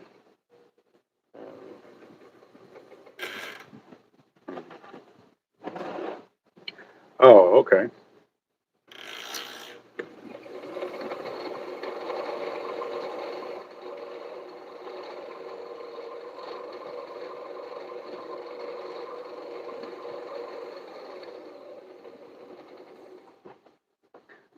Beautiful, beautiful, beautiful. Still there. I'm going to get this off of here. I do the uni snell knot to my hook. Setup ratio is gone. Noticeably, downside is you have to no loop to load your surf weights. So okay, so I don't use the loop to bring it up to my surf weight to cast. I use the hook. All I do on there is you got your circle hook here and the bait's normally here. What I do is I push the bait a little further back and I load the hook like that onto the surf weight. No matter what leader I'm using, that's the way I always do it. I don't use that loop because I've seen sometimes where that loop will actually get stuck on the surf weight and the fish don't hit it because of that. It happens. So yeah, the barb of the hook. Yep. I do that with the 7 and 8/0. It's just fine. Ooh, that makes sense. Come on.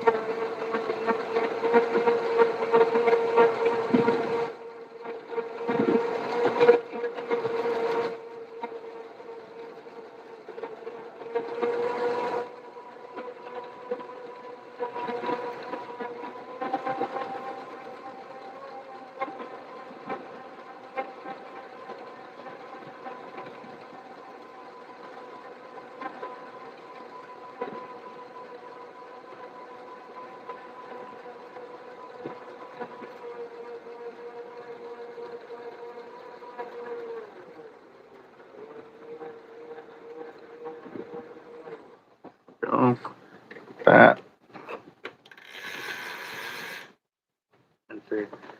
I think the 14/0 is too big for cut bait. Works great, good with crab. We'll definitely be doing some more testing for sure. See, I'll understand what you're saying on the size of the hook when I actually got it in hand and I can compare it to the other ones. Because that's the one thing that I've always seen, depending on uh, manufacturers. One company may have a 10/0, which will be equal to an 11/0 of another company, which will be equal to a 12/0 of another company, which will be equal up to a 15/0 of another company. So um, I definitely will have to see which ones you're using. And that 14/0 in comparison to the 8/0 or 9/0 that was on that jack bell, because we have two companies that make the size of hooks for those jacks that we use. Um, was it bigger or smaller than the one that was already on there? Because that could be the other thing too. You know, obviously, sizes of hooks. Again, too, like you say, it can either help you or hurt you on the size of bait that you're using and or casting for that scenario. Let's see. I think they were too big for cut bait. See, what's crazy? I've used 18/0 for cut bait. for when I'm casting off for shark, you know, shark and bull reds. We use 18s and 16s, and I like them because they're so easy to get the hook out of the catch when you go that route.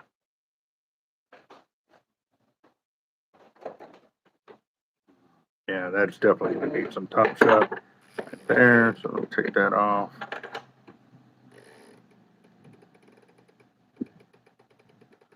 I saw something. Just the splice, but I'll get that off there. Let's see. So even for my SXs and my MXL Raptors, as y'all see here, I'm still using the 100-pound test for my top shots.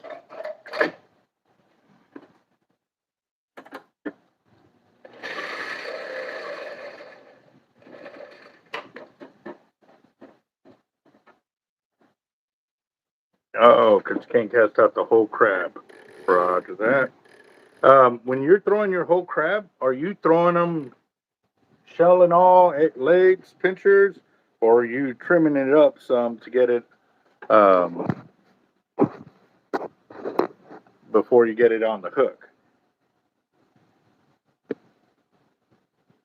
I'll be actually using blue crab tomorrow for bait for this fishing trip.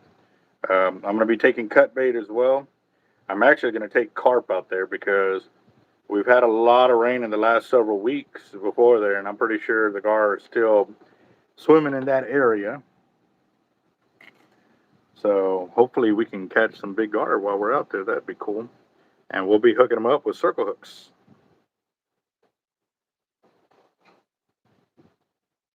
I definitely got to remind myself to take my pair of pliers to be able to make sure we can get the hooks out of them and release them safely. So now, granted, if we get a 4-foot alligator gar and nobody wants it, I'm gonna take it. I want some gar. I also want some shark. I ain't had some gar shark in a minute, and the last offshore trip that I went on, man, they cheated me out of it. God, I was so mad. I was really mad. So I still need a. Actually, no, I have not posted the video up yet. I don't think I have. Like, I've been getting so drowned with all the videos I've been getting together and trying to get out there, but it's kind of hard when I'm the only one editing all the footage and doing that. So.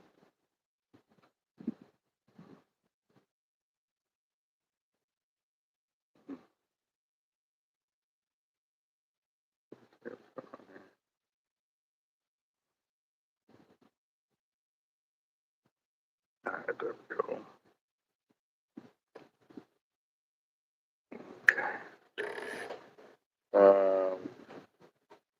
I take all the legs and claws off, trim the spikes off the sides, and let this sit down, make it easier for the fish to eat. Sometimes I'll leave the swimmers on. Do you use any kind of pantyhose on there when you're setting that up?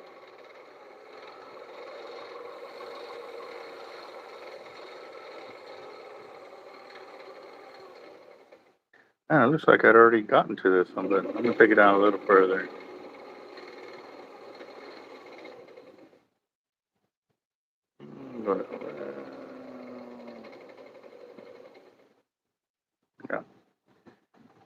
Yeah, still nice and smooth. So.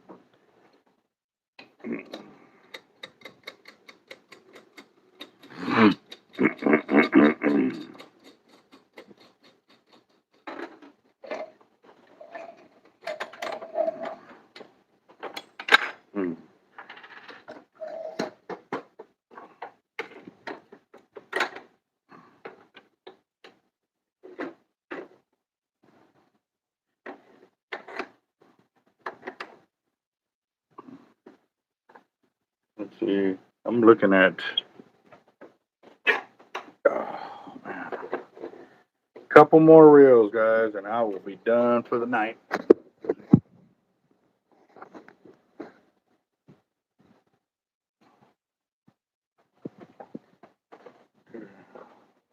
Oh.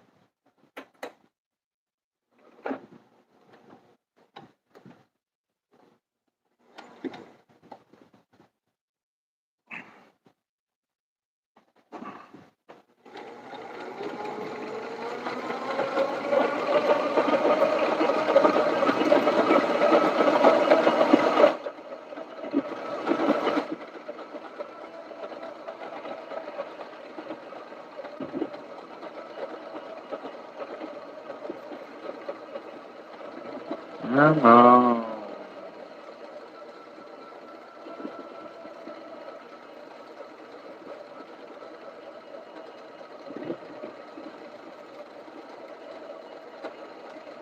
Getting line on these reels, putting in the work, guys. It's getting late.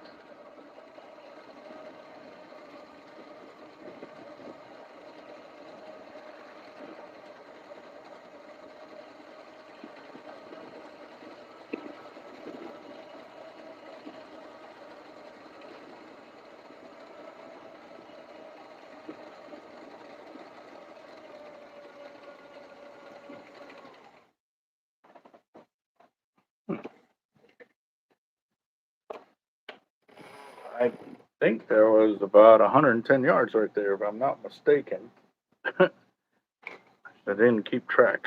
I did not keep track.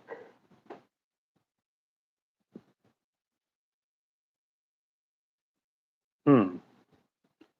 And how, when you're casting out, how far are you getting on your cast with a whole crab like that? Because that's definitely tough. Lobbing a big bait like that. I mean, are you trying to get crazy distance, or is it just pretty much getting the bait into the water, 20, 30 yards out? Um, because I've seen where trying to get a big bait into the wind for us over here, we're always having to cast into the wind. It's very rare that we get the wind to our back and have a good fishing day like that. 99% of the time, the wind is always to our face. And to cast a big bait like that, man, it's you can do it, but again, too, when a big drum are deep into that channel because of the water or the weather is so cold, you're not going to reach them. What's up, Rude? How you doing?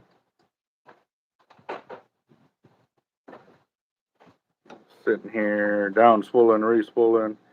Actually, this one looks like it's already been redone.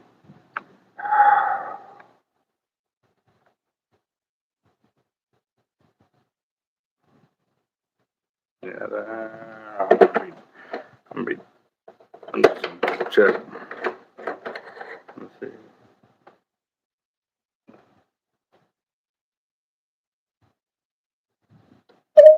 Yeah, I've heard that as well.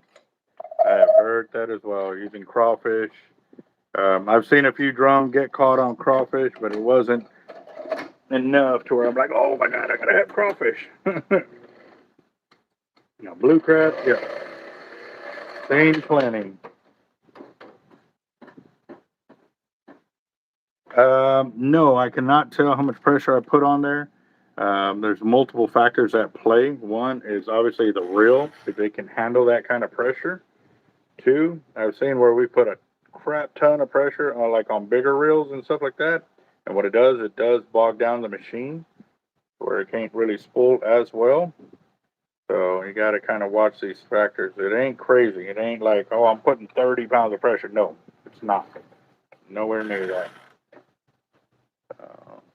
Let's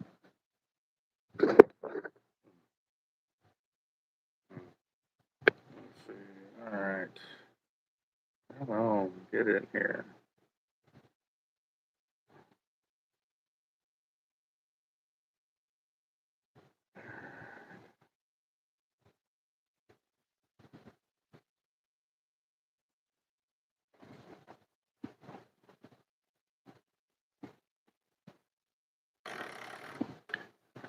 And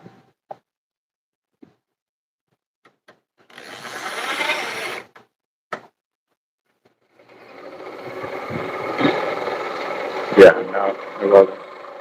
It wasn't. Glad I checked.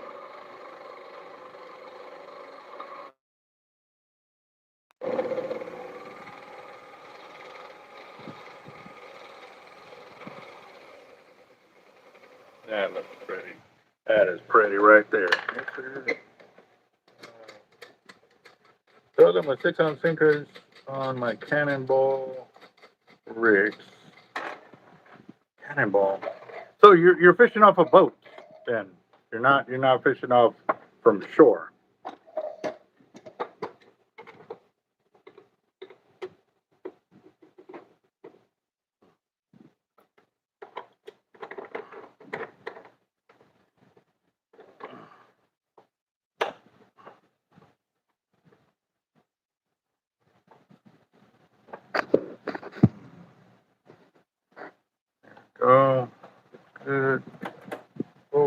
here. There we go.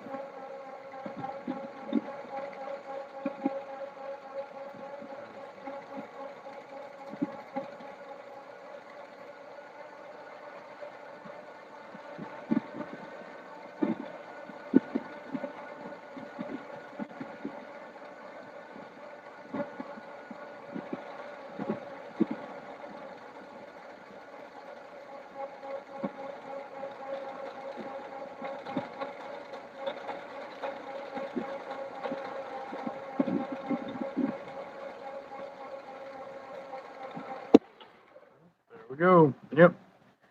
We are fine here, and just to give you an idea of how I stopped resetting the line counter a few reels ago, so I'm already at 1,650 yards that I have pulled back onto my reels from downspooling and respooling.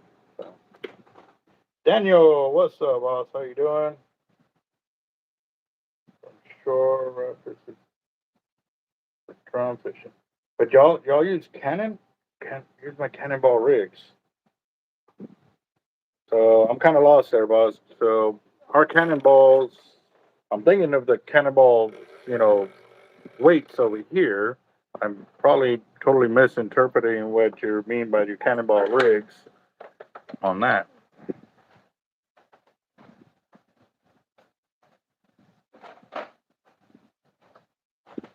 One more. Last reel. I've done them all. Done them all.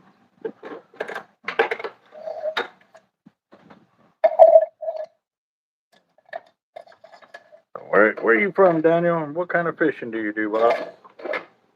Actually, where is everybody from that's still on here right now? I know there's not too many of y'all that are on here, but definitely like to hear where y'all from, what kind of fishing y'all like to do, and maybe a PB. What kind of PBs do y'all have out there? What's on here? Well, that was weird.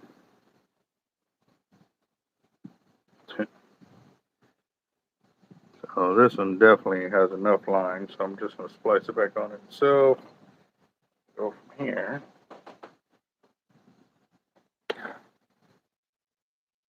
Come on.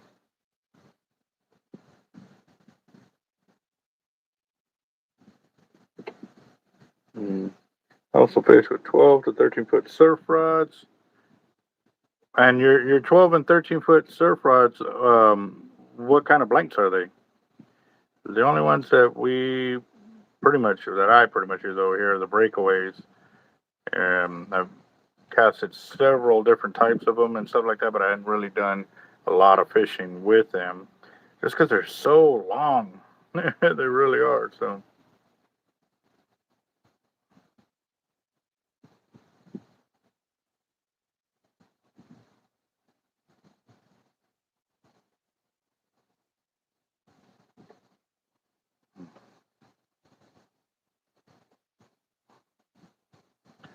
Let's see.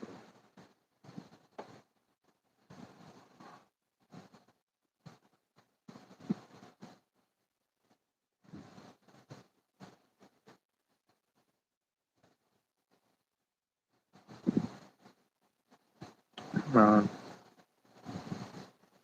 I don't feel like fighting with this tonight. No. I was already pretty much at the end right there. But I have noticed too that when you do fish with the hollow core braids for a while, they tend to not want to cooperate in opening up, like they close off. But it could be because of the salt drying up on the line, just keeping it nice and compact kind of deal. I don't know if any of y'all have noticed that while trying to splice. That's something that I've noticed.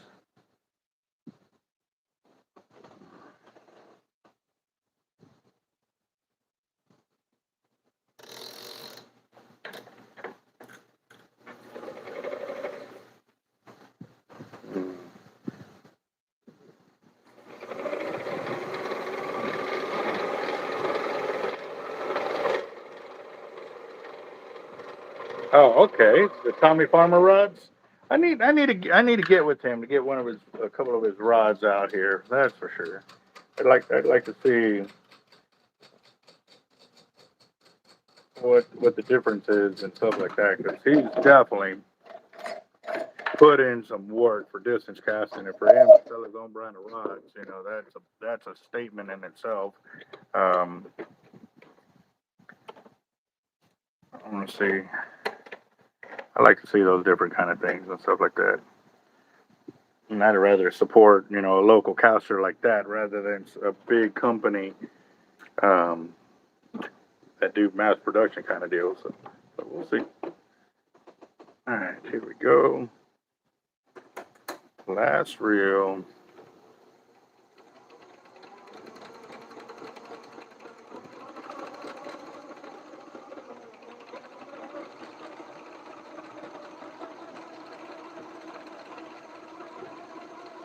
Whoa, what was that? That didn't feel good.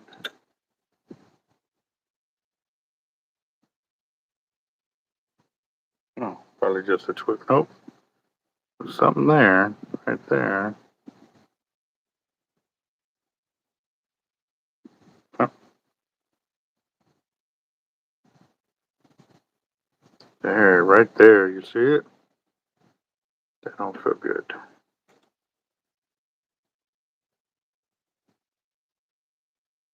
There's a burn right there. You can see it from here all the way to right there. Let's see.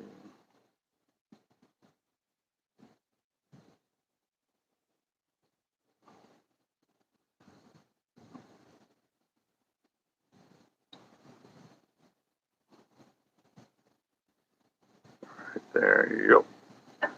See, this is the one that was the Dock Demon rod, or a reel.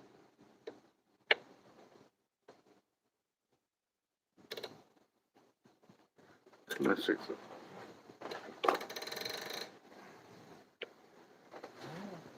Oh, but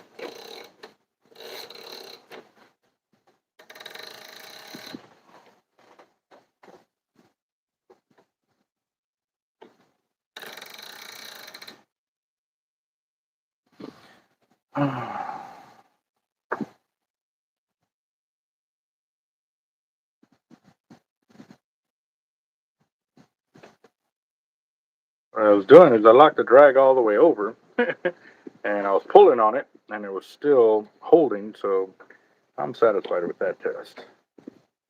Let's see.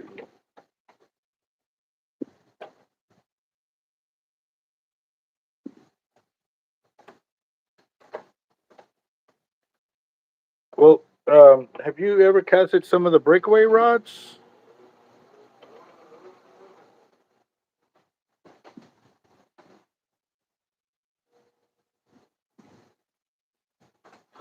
Oh,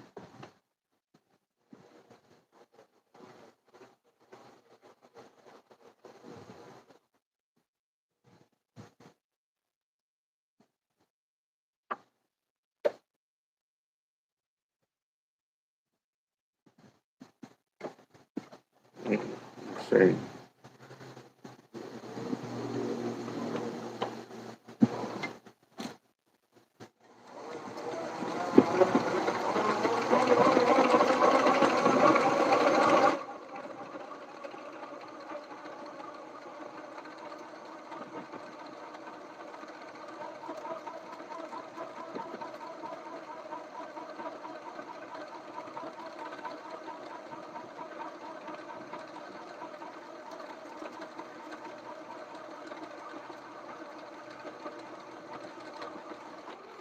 There we go.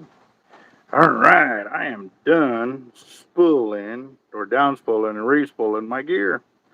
Checked it all the cast outs, and that's just the cast outs. I still got to go back and check my big rigs, which will hopefully happen tomorrow because I definitely got to check through them if I want to fish on Saturday. So.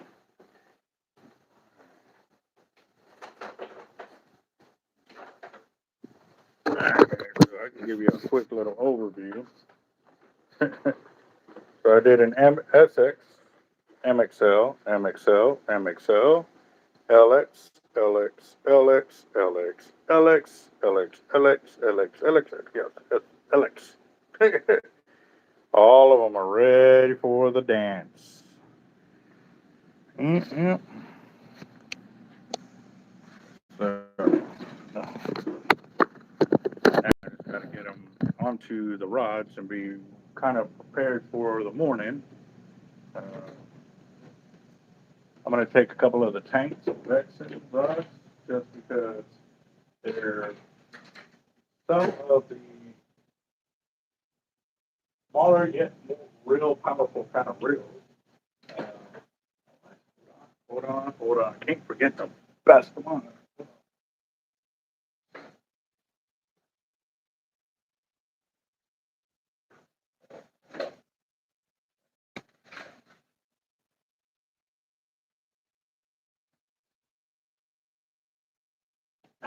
My God, David, my mighty mullet.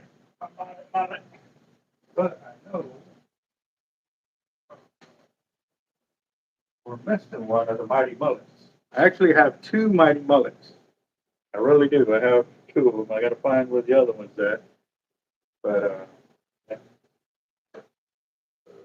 this one here. Definitely need some help in the morning bringing it up because it takes two hands to rig this one up. So definitely taking the mighty mullet. MXL right here to go with the tank.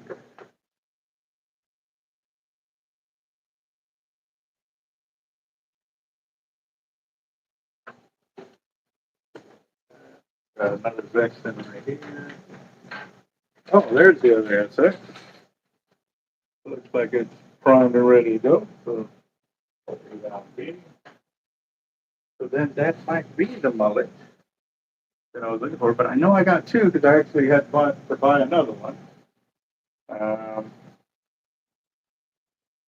All right, so this one has definitely some rod. This one is a thin red line. It matches with pretty much one of my rods that real combos that actually matches. This is a ring shadow right here. So, oh, this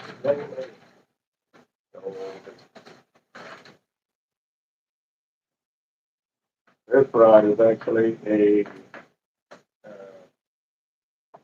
bronze Harrington. It has the blank that used to be for rod.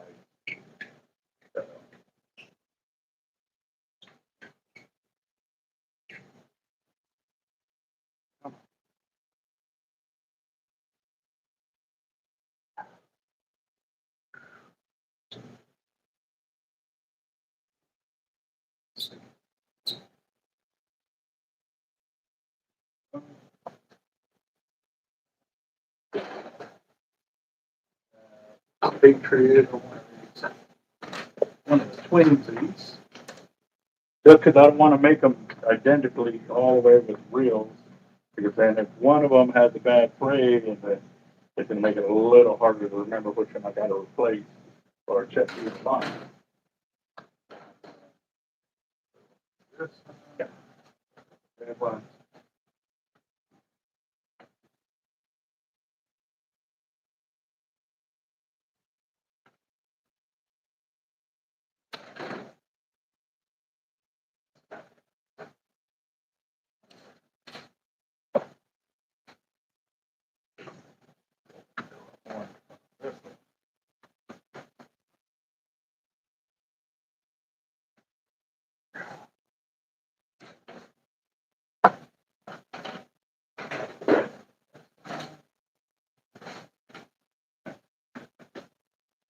So I am taking also these 552 Harringtons and 552 Harnells for this trip. Well, some of these guys that have actually fished with these style of rods will be taking them down a stroll down memory lane.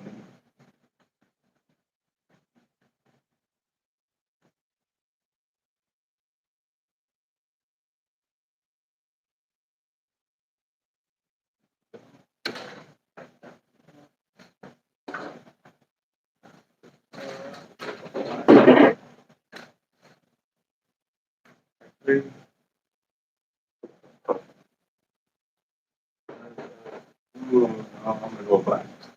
Just cause that was the first one I went for it.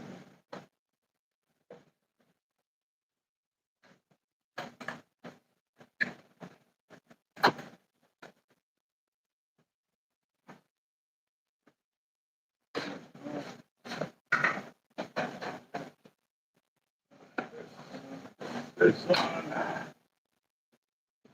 I used to have names for all my rods, but because we had to do that because we had so many rods, we would name the rods.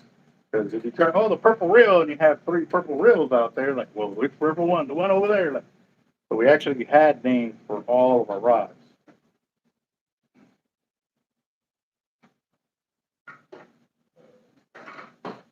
2 more.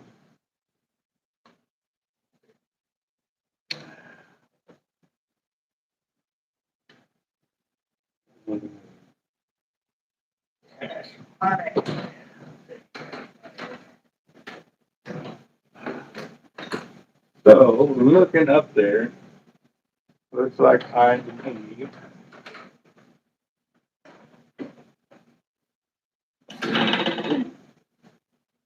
to just right there. I see 1, 2, 3, 4, 5, 6, 7, 8. 8 more rods that need adits. 8, 9, 10, 11, 12. I need 12 more adits just with what I'm looking at right now that I have on here. So yeah.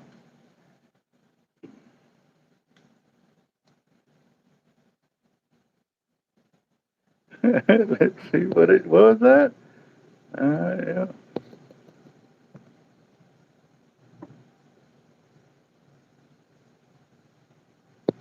Jesus, I have heard rumors that it was Admire from Bulletproof Rest that turned into a fishing rod.